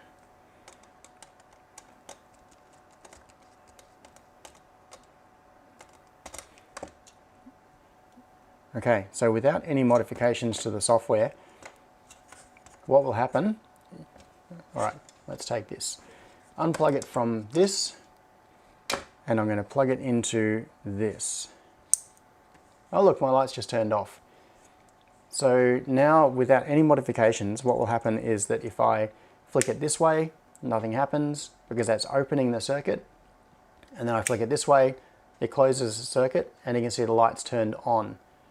Now I take it back, nothing happens, flick it again, closes the circuit, and the lights turn off. So what we see at the moment is that this switch is now controlling my home automation system. It's just a regular main switch, But because it is a rocker switch, it's not a momentary button, you have to flick it twice to change the state. You have to flick it back and then flick it again. And then flick it back and flick it again. So what we need to be doing is detecting not just the transition from open to closed, which is what we want with a momentary button. We want to detect any transition, so from either open to closed or from closed to open. But electrically, this is working. So we've now got this regular main switch, which could be mounted on the wall, linked to my home automation system. And if this was mounted on the wall, of course, no one would even know that there is a home automation system. It's just a regular switch. So let's have a look at some code to change this around. And I'm going to do a crazy hacky thing here. And this is not at all the way this would normally be done. Oh, actually, else transition off. Digital right. All right, so in this logic, we've already got, if it's pressed, so we've got the logic where it's, if it's pressed, it does this. Let's do, what I could do is change some stuff in this part of the logic, but I'm going to do the hackiest thing ever. So if it's pressed, then we want to do that transition. I am just going to copy that entire thing. Oh, hang on, where does that bracket end? Oh, okay, cool. So what we can do is copy all of that, and don't do this at home because it is seriously ugly code and it's probably going to break. This could not possibly work. So we're going to say debounce delay, blah, then do this, publish, and last button state. Hang on, where does that end? It ends there. So what we really wanted to do was take that and let's stick that in there, and we'll say last state button not pressed, and we're going to take this and move it out and stick it up here.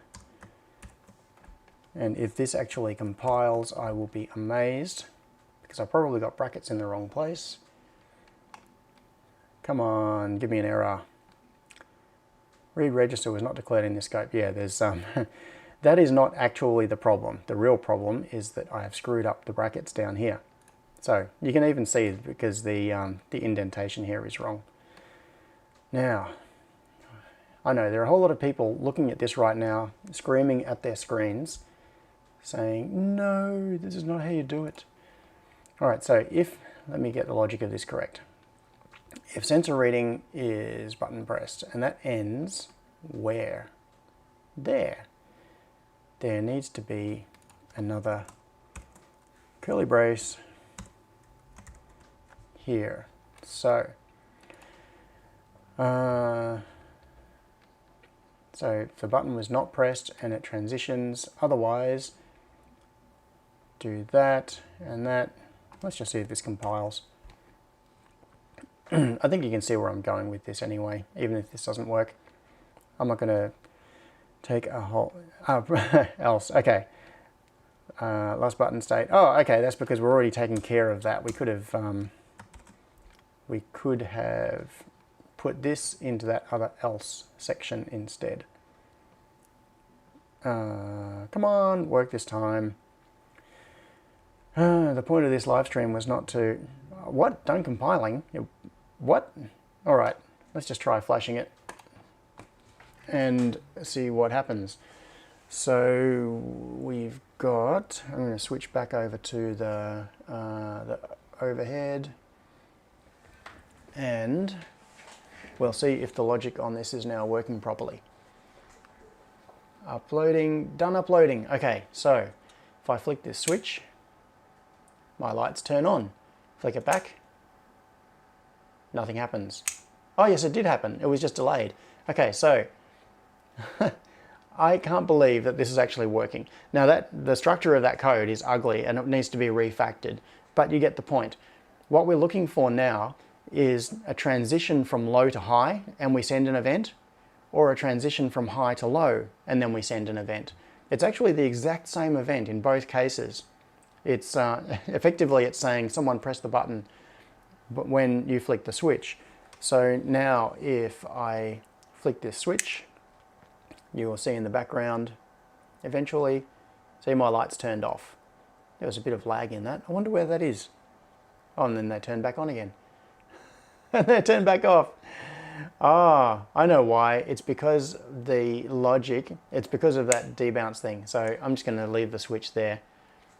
Anyway, it's because I haven't set the flag properly to say what the current state is, and the comparison is screwed up. So when the switch is in one state, it's actually bouncing between two outputs. Anyway, that can all be fixed. So the point of this, I mean, another 5 minutes of messing around with this code and it could be looking a whole lot better and it could be functioning properly. But my point is that by making this little software change, you can detect transitions in both directions, not just button presses. And in Tasmoda, for example, when you have an input, you can have an input that's either connected to a button or a switch. And that is exactly the difference of what we're demonstrating here. It's either detecting something that changes state or it's push on and push off. All right. So now, finally, I'm going to get to the project that I've been wanting to show this whole time. And I'm sure if I looked in the chat right now, there would be a whole lot of people yelling at me for what I've just been showing you with that horrible code. Now, library manager. Okay, I'll just update that library. That's right, that's where I left this. So now if we finally get into the project that I want to show you. Now conceptually, this is a little bit similar to that mains powered switch that I was just showing you, except that it's not using mains. This is a drop-in replacement for my existing light switches, which are just a switch on the end of a long piece of wire. It's the way I keep describing them. And the idea with this is that, in fact, let's fire up Fusion. It'll take a while, so I can talk while it's happening. So this particular PCB, I just saw a whole bunch of glitches on the live stream. I think I'm dropping frames all over the place because my computer is busy opening Fusion and it's working hard. So what we saw, let's switch back to here. Can I do a scene change, or is the computer too busy grinding on opening Fusion? No, I can't change cameras at the moment. It doesn't seem to be responding. OBS is not responding. Okay, so at the moment I have a switch on the end of a long piece of wire. So my light switch controller is expecting to see connections between, my computer's finally caught up. What the controller is expecting to see is that connection being pulled to ground. And that's exactly what we were seeing a moment ago with that mains powered light switch. Oh look, it's opening Fusion 360 now. So what I've been working on is a replacement light switch, which is a drop-in replacement for these simple switches, and it provides the same interface as far as connecting to the light switch controller. So the little AP8C connector on here, you can plug it into the same cable. It's powered in the same way, like it takes 12 volts over the wire, and it can communicate back to the light switch controller in the same way by shorting to ground one of those 4 data lines and using those as signaling lines. So, but I wanted to add some more features. Now, where is this? Somewhere. I've got so much stuff here that I've lost track of where everything is. It's not that. No. Where on earth did I put it? Oh, it's right here. Okay. So let's just jump to the to the finish line, and I'll show you this in as a complete thing, and then I'll show you the different parts of it and how it works together. Now you can see that just like the other switch, this is two PCBs sandwiched together. They've got a connector between them. In the first one that I showed you, the one, this one here, what I was doing was putting the logic and the buttons on the front PCB, and then mains control on the back PCB. This one is kind of similar, except that the front PCB is just a breakout for the buttons, and then the back PCB is the logic. There is no mains layer in this. Conceptually there could be. There could be another PCB sandwiched in the middle here somewhere, and we could do main switching as well, but that's not what I'm focusing on. What I've got here is the logic on this backboard, and then the front is mostly a breakout for the buttons.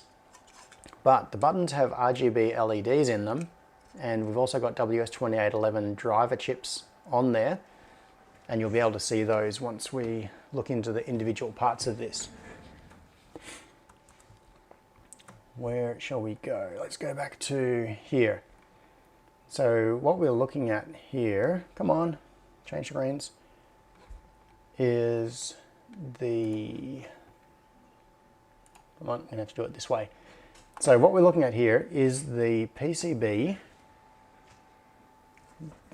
that is on here. It's the logic PCB. Now my concept with this, once again, was to be able to do mix and match. You've got two PCBs that are sandwiched together, and you can use different combinations of them.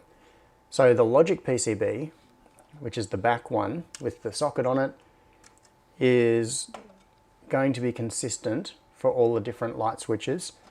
And the front PCB, which has the switches, will vary depending on how many buttons you want to have. So this one that we can see here sits on the back. You can see there's an RJ45 socket. What we're looking at here is an updated version. So this one that I've just been waving in front of the camera and that you will see in more detail in just a moment, this design is from several years ago. When was it? Did I put a date on this one? I think it might have been 2017, 2018. So it's a couple of years old. I think it's about 2.5 years old. And I've just resurrected this project, and this is a slightly updated version, and just because I can, and some people will understand the joke, I'm just changing the boot pin to snoot, so that if you want to put the ESP8266 into bootloader mode, you can just boot the snoot. And where are we? Alright, so explaining this board.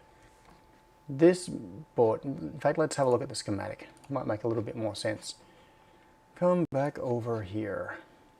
All right, so the schematic has an ESP12 module on it, so ESP8266, and it's just got the usual supporting stuff on it. Nothing exciting there. Reset pin, flash pin, which I need to rename to Snoot, and some I/O. So we've got 4 button inputs, and then we've got an LEDs connection. Now, I'll leave those till later because they're kind of intriguing. This is the connection for the AP8C connector, and that's the exact same pinout as my current static light switches, and it takes the 12 volts that comes down off the cable and it regulates it. There's a switch mode regulator that gives 5 volts out, and we need 5 volts because we're going to be running RGB LEDs off that. That then goes into a 3.3 volt linear regulator, and that's what runs the logic, including the ESP8266. There's an ESP flash header, button panel connector, which we'll get to in a moment. That's where the two boards sandwich together. and how it connects to the buttons. And then up here, we've got some interesting little arrangements that might take a little bit of explanation, but they're not really all that important right now. So I won't go into them in great detail. But so this connection here, for example, comes in from the button, and it's got a pull-up on it, and then it's going into a MOSFET. So what happens is that in a normal situation, the button will be open, it's not pressed, and then this pull-up resistor will be turning on this MOSFET, which will pull this input to low. So normally when you're not pressing a button, the input, in this case GPIO 16, will be at 0 volts or close to it through this MOSFET. When you do press the button, what it does is pull this to ground, which turns off the transistor, and then this pull-up makes this input go high. It goes up to 3.3 volts. So what we are doing there, in fact, that pull-up could be going to 3.3 volts. Not that it matters at this point, because all it's doing is controlling the transistor. And you might be wondering, why am I doing this? Like, why is there this big complicated circuit right here when I could be doing it by having the button come into the input and then just use an input pull-up? It could be a much simpler circuit, not need this transistor and all of these things. The reason is that I am maintaining backwards compatibility with the existing light switch controller. So this button input here, this connection that comes in from the button, is normally floating, but it's pulled high by this input, this pull-up resistor, and when you press it, it goes to ground. Now, if you come across to here, you'll see that that exact same wire, that same signal, comes out on the 8P8C connector. And when you press the button, it pulls it to ground, and that means that totally independently of any of these active electronics, if this system didn't even have power to it, those buttons would still work exactly the same way as a passive button on the end of a long piece of wire. So there is zero reliance on any of this, on the ESP8266, on anything else, from being able to plug this in and have it work as a direct drop-in replacement for my light switches, for my existing light switches, with my existing light switch controller. If I plug this in right now, it would just act like a button on the end of a long piece of wire. But there is a twist. Because we have this onboard ESP8266, it gives us the possibility of doing extra things that my simple passive light switches can't do. For example, in addition to having the switched output and sending that signal to a central light switch controller, we could also process those button events locally on the ESP8266 and publish them to MQTT over Wi-Fi. So we could do control within the light switch. We can also do things like change the color on the RGB LEDs. Now there is a signal here, GPIO 12, which is going to the LEDs. And that means we can do things like change the color of the switches depending on the state of whatever output it is that it's controlling. And that could be done using something like MQTT messages. So with this particular system, we get the reliability of the button on the end of a long piece of wire, but we get the extra bling, I suppose, of other features that we can do through the ESP8266 to change the colors on the LEDs and show state of a load, which could be changed not just from this switch, it could be changed from some other thing. Like you could change it using a different light switch, or change it using your phone or a rule or whatever. By having events going to MQTT, we can now have the light switches reflecting the status of whatever it is that we want to show. But even if all of this fails, the buttons still work. And that was my primary objective here. So really what this is doing is taking the super reliable system that I have now, maintaining full backward compatibility and adding the flexibility of being able to do non-essential things like show load status through the ESP8266.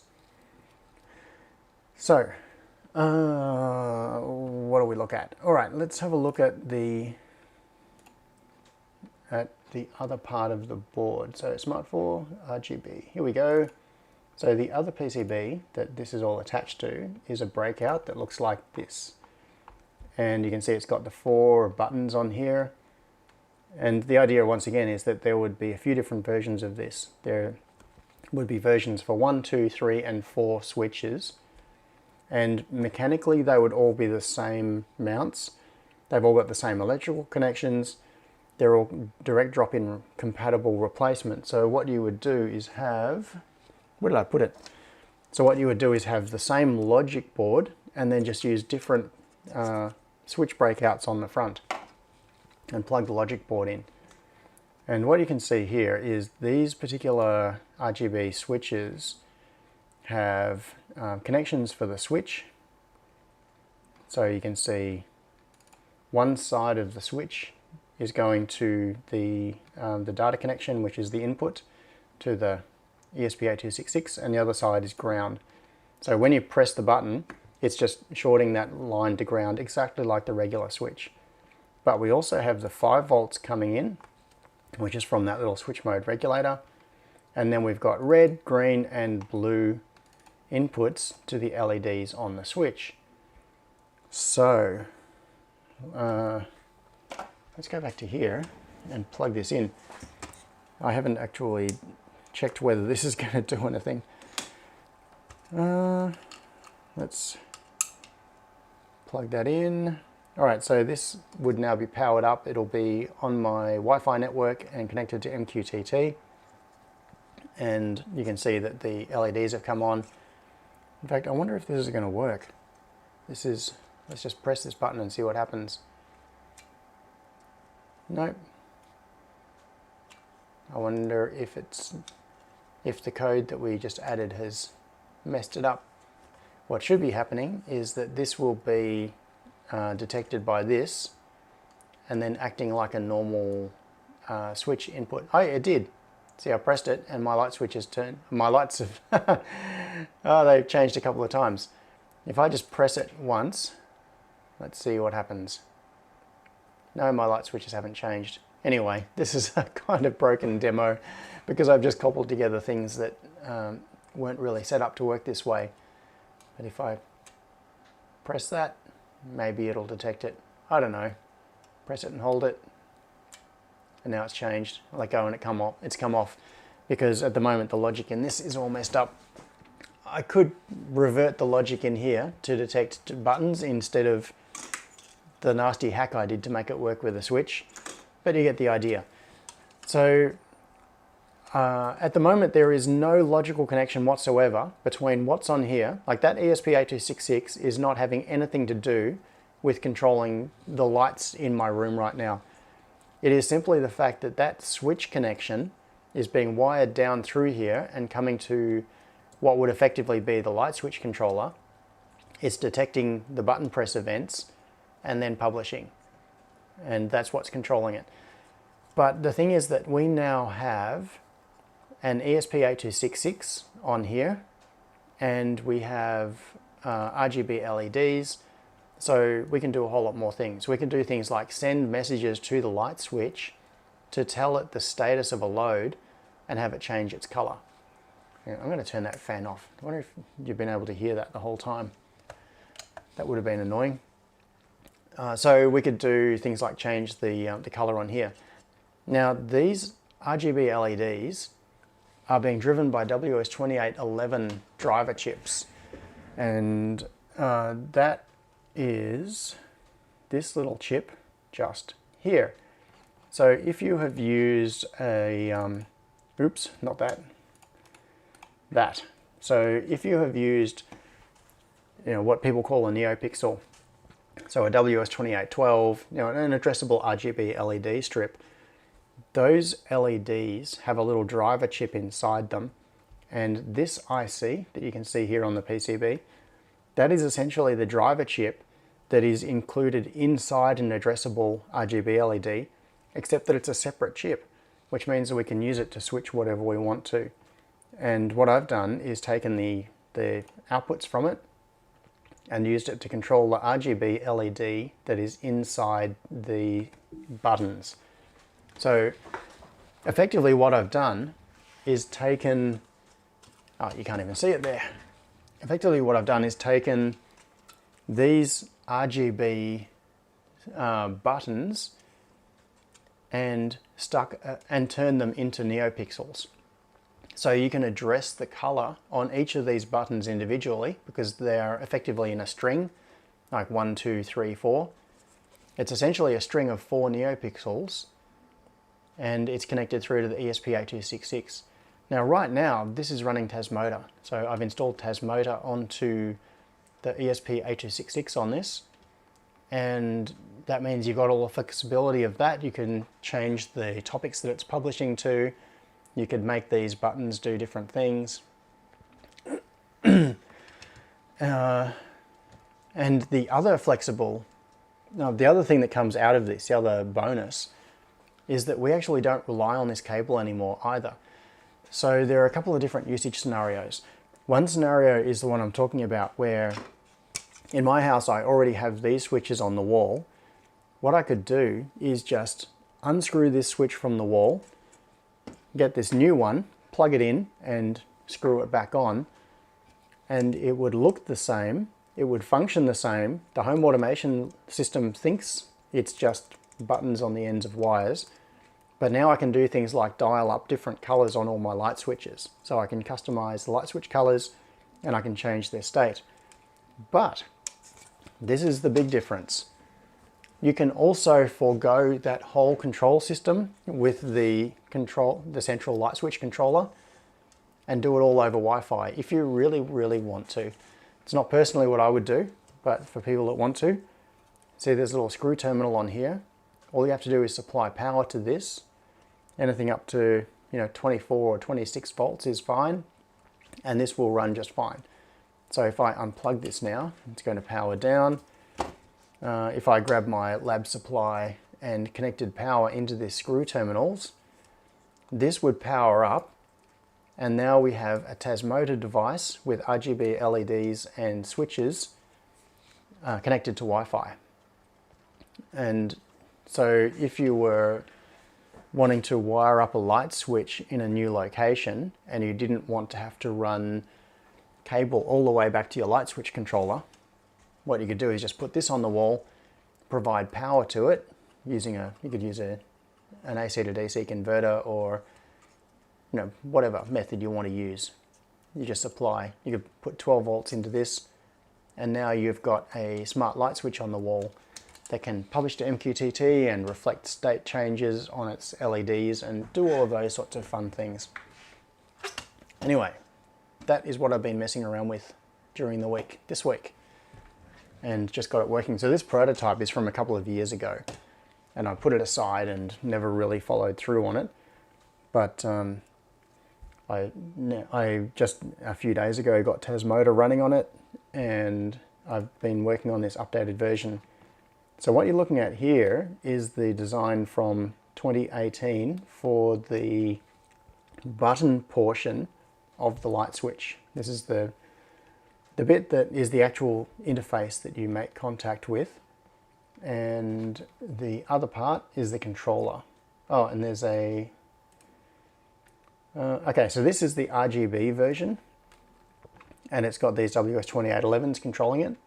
There is also a version which is non-RGB, and I've just switched to it, and you probably barely even could tell the difference between the two boards. In fact, I'm going to switch back again. So that is the RGB version. That is the non-RGB version. And it's still got the WS2811s here, but we're only taking one of the outputs. We're not using red, green and blue. So it's just like a cathode output to the illuminated button.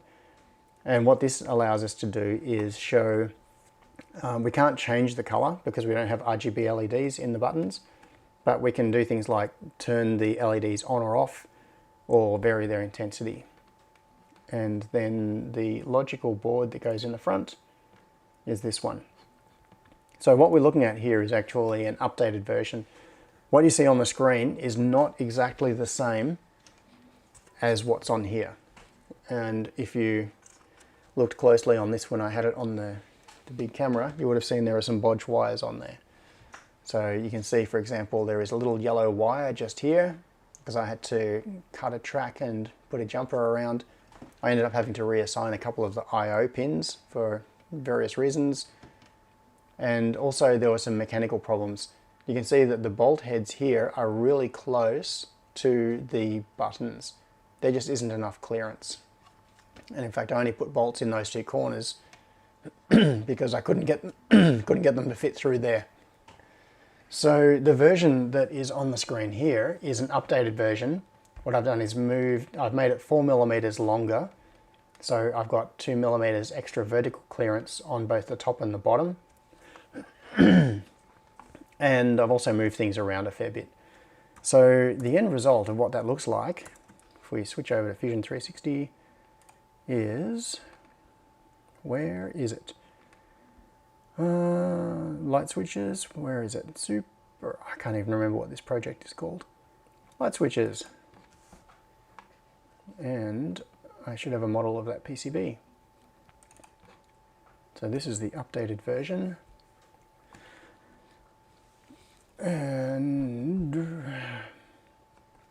I'm probably going to send this off for fabrication this week, along with an updated version of the PCB that goes in the front where the buttons connect. Alright, so this is what that PCB looks like in Eagle at the moment, not the physical one that I've been showing you. This is the updated version. So there are a couple of changes.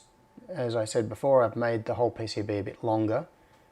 I've also moved this socket up further because in the version that we've got at the moment, the socket is a little bit further down the PCB and the voltage regulator is behind it. Now, if you compare that, and a couple of other things I'll point out while I'm here. So you can see that the power screw terminals come out the side here. The socket is a little bit down the PCB. There is a 4-pin header here, which is actually the same as the programming header on a Sonoff. That's now been changed. You can see that there is no cutout in the bottom of the PCB. The ESP12 module is sticking out.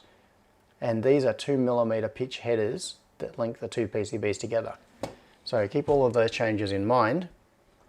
And looking at this one, you can see that I've moved the voltage regulator. So previously the voltage regulator was up the top here and the connector was further down. I've moved it around to the side and moved the regulator up.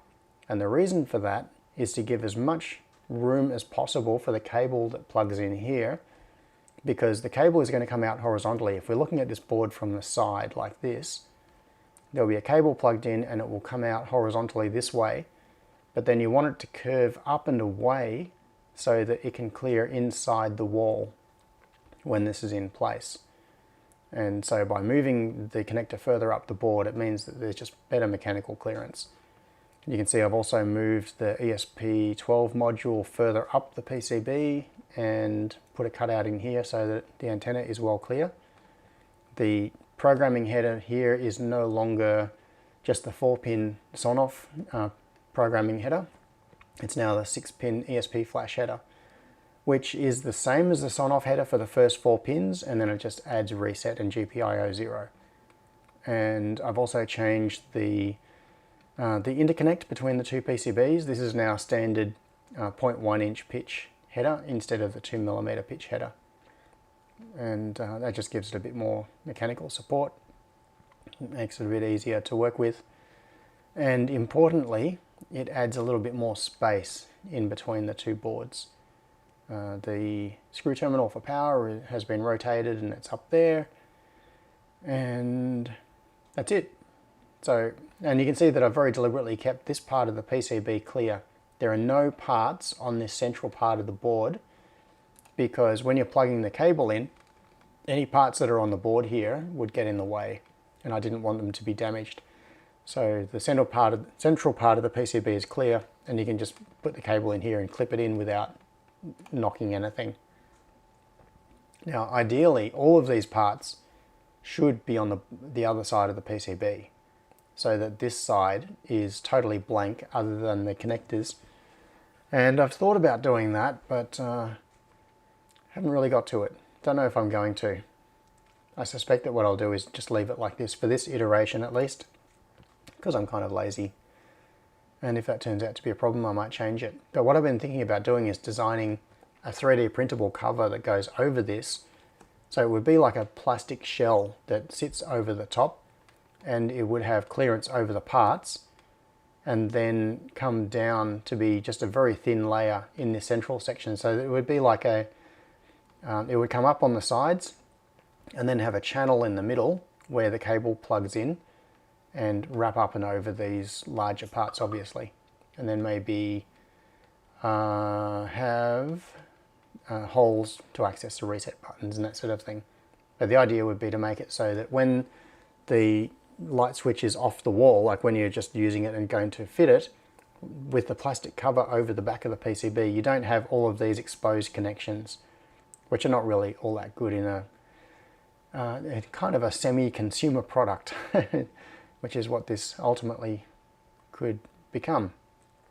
It would just be like a plastic cover with the exposed socket where you plug your cable in. Anyway, that's what I've been playing with recently. And I still need to revise the button portion. So I've changed the dimensions on this, and I have changed the header here. But what I have not done is changed the button PCBs to match. So if I go back to, well, yeah, this one. This is still a 2mm pitch header, and in fact you can see here the overlap. The bolt holes here are too close to the edge of the body of the switch, which goes on the other side of the PCB. Okay, let's see what other comments there are. Ooh, thanks James for the super chat. I really appreciate that. Any sample units for supporters? Yeah, I think I can arrange some samples. So yeah, I actually do have PCBs of these original versions right now, like that one that I've just been using for demonstration purposes. But I had those limitations that that I was just mentioning, so that's why it definitely needs another revision. But I've got, when I had these boards fabricated, I got whatever the minimum quantity was. It was probably like 10 or something. So I do have spare PCBs of that. I don't think I would want to be distributing those because it would just have problems. It might be better to wait until I get the new ones fabricated. All right, so before I wrap up, I'm going to have a quick look through comments. So Magic Blue Smoke said, so your system will switch even if the ESP is dead. I mean, you can also add, yes, exactly. That is what I was getting at. So the idea with this version is that the switches that are on the panel are acting as inputs to the ESP, but they are also directly switching the lines on the connector, which means that I could plug this into my home automation system right now. Like on the wall, you can't quite see it, it's slightly out of view, but just over there is a 4-way light switch, which is one of the, in fact, it is exactly like that. So this is my passive 4-way light switch. I could unplug that and plug that into its place, and the home automation, like the light switch controller, would not know the difference. It thinks it's the same thing because it's just switching the connections, regardless of whether the ESP8266 is working. So the ESP8266 adds bling, but it is not on the critical path. in terms of controlling things.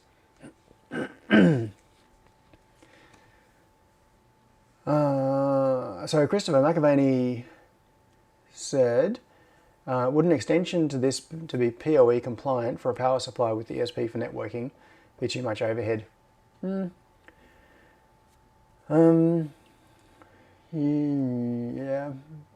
not quite sure what to. Yeah, I don't know. What I'm trying to avoid is full PoE on this.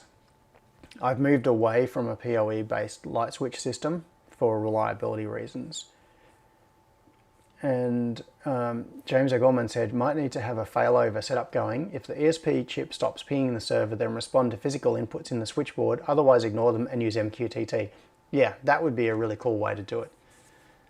So I could either use the ESP8266 and Mqtt directly from it as the primary method and fall back to using switch inputs, or I could use a split system. So what I had in my mind was that I would probably use a split system where it does actually just use the button inputs all the time, but it uses the ESP8266 to do things like reflect the state of whatever it is that you're controlling by changing the LEDs.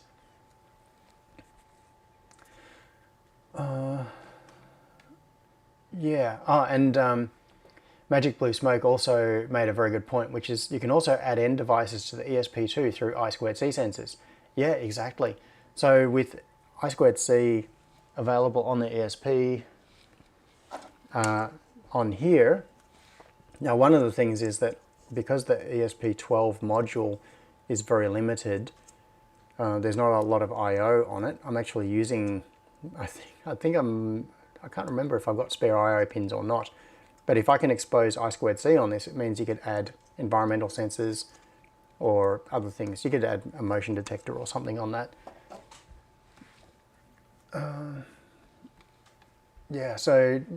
John Burke Gallagher said, if you switch to an ESP32, then you could use Bluetooth as part of your bubble detection in each light switch.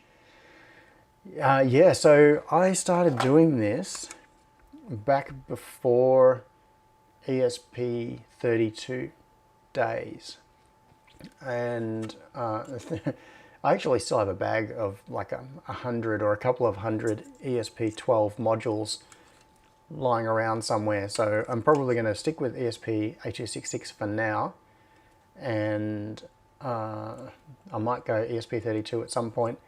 One of the big limitations, of course, of the 8266 is you can't do any sort of crypto stuff. It's just not really up to it. And there are other limitations as well, but ESP32 would be nicer. It would give us more options of doing things like that. And yeah, using the BLE built into the ESP32 could potentially allow you to use every light switch in your house as a fixed location BLE like position detection system. So you could track objects through your house. That would be very cool. And James O'Gorman said, have I ever considered adding other sensors on the wall plates like luminosity, motion, temperature, etc.? Yeah, that is the sort of thing that I was thinking of as a way of extending this. So this, step one is to make this a drop-in replacement for my existing simple light switches. Step two is to start using the functionality of the processor to then add these extra things that allows, but without making that part of the critical path.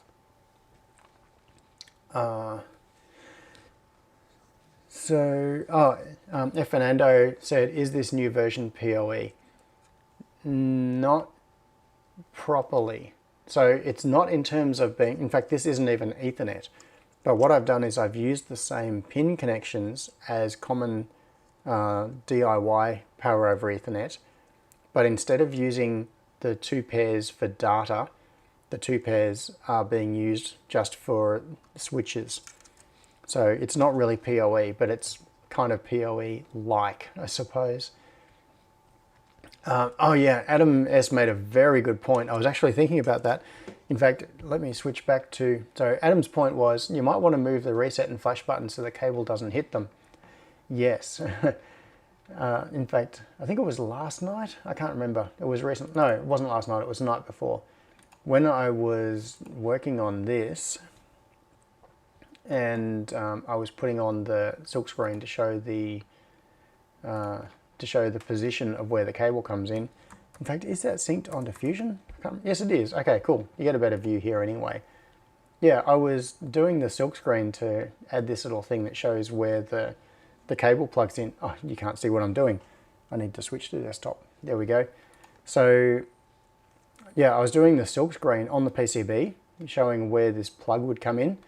And I thought, oh, I'll make it look kind of like a little curvy cable and have the cable come out the end. And when I did that, I was looking at that thinking, I wonder if this cable could be squished around and end up pushing against either of these buttons. So that is a very good point. I mean, those buttons probably should be somewhere quite different. Like ideally you'd stick them up at the far end of the PCB or somewhere off to the side here more, so that it's nowhere near where this cable could come near them. Yeah, that's a good point.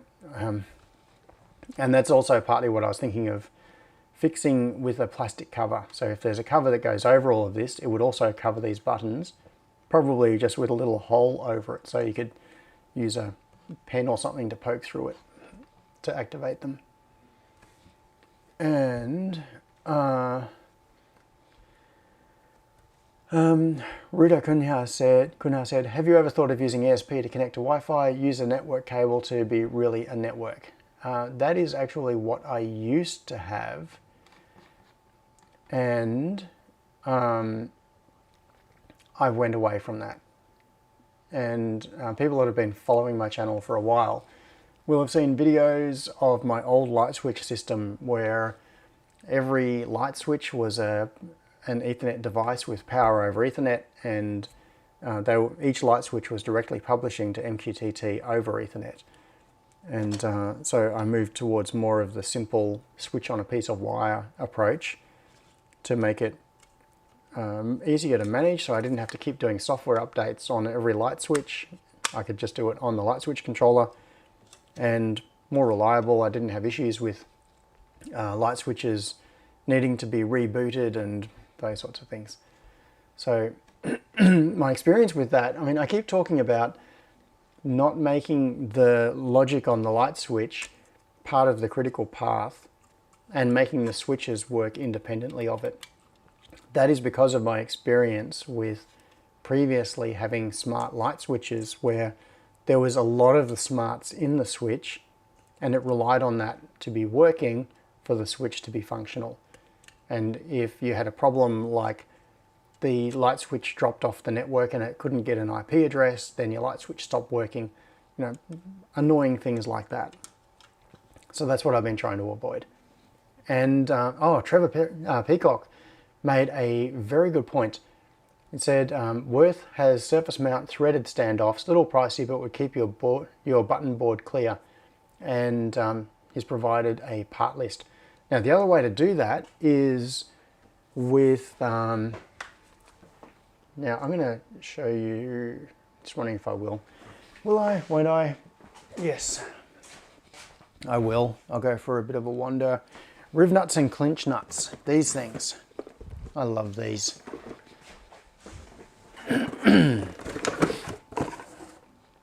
This is something I've been starting to use on some projects recently, including on the new light switch controller. And these may not be quite the devices that, that Trevor is talking about, but probably similar concept. Now, let's find an example. All right, so these are, the names kind of end up being used in different ways and it's a bit obscure. But the way I think about it is this is a riv nut. No, that's a riv nut. This is a clinch nut. And in fact, it might be easier to see what it is if I stick it under the microscope. Let's get some microscope action happening. But first I need to be able to see the microscope on my screen. so that I can tell if it's looking at the right thing and get some focus. All right, zoom out and focus and reduce the brightness so you can see it. And let's see, I'll hold it with a pair of tweezers. So this is a nut. You can see that it's threaded through the middle, but the body has these little knurls on it. And what you can do is put a hole in your PCB that is just a little bit smaller than this diameter. So what you do is you make it so that it's approximately that diameter, whoops, that diameter there. I'm looking sideways because I'm not looking through the microscope, I'm looking at the screen to see what you're seeing. And there. So you make your hole that diameter, and then this gets pushed into the PCB, and those little knurls sort of cut into the fiberglass, and it becomes a threaded hole. Hang on, I've got out of field of view there. So you end up with a threaded nut that is physically attached to the PCB. And then you can, in this case, so this is an M3 size, so you can then put an M3 bolt through it and screw things onto your PCB. And the other thing you can use for that is one of these. And this is a riv nut. So if you've seen a rivet before, this will look just like a regular rivet until you look inside and you can see that there is thread in there. So what you do is use a special tool that, so you have a hole through whatever material it is that you want to fix. You poke this through and then you use a special tool and switch back to the other overhead view. There are a few different ways to do it. There are manual tools and automatic tools. This is one that goes into an electric drill, and there is a little thread on there. It's a bit hard to see, but that is an M3 size thread. And then as I turn this, you'll see that the thread goes in and out. So the way you use this is, you have the thread fully out, you put the riv nut on the end, you have a hole in your PCB or whatever material, could be a sheet of steel. You push this through the hole, you run the drill, which then turns and it pulls the end in and it crimps down and bites onto the material in exactly the same way as a normal rivet would. But then once you've taken it out, you've now got a rivet with a thread in the middle, and then you can fix bolts to it and things, and it's a really strong, secure way of attaching things mechanically. And in fact, a good example of that is if I bring this over here. So this is the prototype rack mount enclosure for the new light switch controller. Right here you can see these riv nuts. So what I did was drill a hole through the steel, poke the riv nut through from the bottom, and then crimp it down. And you can see that it's spread on the top and that locks it in place. So these are really strong now, they're not going anywhere. So it's a little rivet with a thread in it. So now you can get an M3 bolt and just screw it into that. And this effectively becomes a standoff. So this is a mounting point for a Raspberry Pi. Those 4 holes are to match a Raspberry Pi mount. So you can put the Raspberry Pi in there and then just screw it down onto these riv nuts, and you've got really strong, secure mounting locations. So with this particular type, with riv nuts, it uses space top and bottom of the material that you're fixing to. So in this case, it's a piece of steel, but it could also just be a PCB. With the clinch nuts, it's much lower profile. It just has a bit sticking out on one side of the PCB and the other side is pretty much flush. Not as strong, but they're good in different situations as well. And from what Trevor was saying, it sounds like there is a surface mount equivalent to this, which may be different to anything I've seen before. So that's definitely worth investigating. But yeah, I really like looking at things like this. It's not really electronics, but it's really, really useful when you're building projects and you want to mechanically make them strong and fit together neatly and have threads that can be reused and all of those good things. So, okay. I've now run way over time. What? I think I've just lost 40 minutes somehow. No idea how. So, I am going to wrap it up because I need to go and get some lunch and I need to get a drink. And you have been sitting here for way too long listening to me talk in a random, unstructured way. But thank you very, very much for coming along today to the live stream. And a riveting topic. Yes, Chris. So I'm going to bail for Sunday, go and grab some lunch. You should too, if you're in the same time zone as me. Otherwise, you might need to go to bed. It's probably about 3 in the morning for some of you. And I will see you all next week or in the Discord. So if you want to keep talking about this, light switches are quite a topic of discussion right now, and there is some ongoing activity in the Discord about it, both in the general channel and also there's a special channel for it and in the assistive tech channel. So come along, talk about light switches, and I will keep working on this particular one, and I will see you all later. So thank you very much. Bye.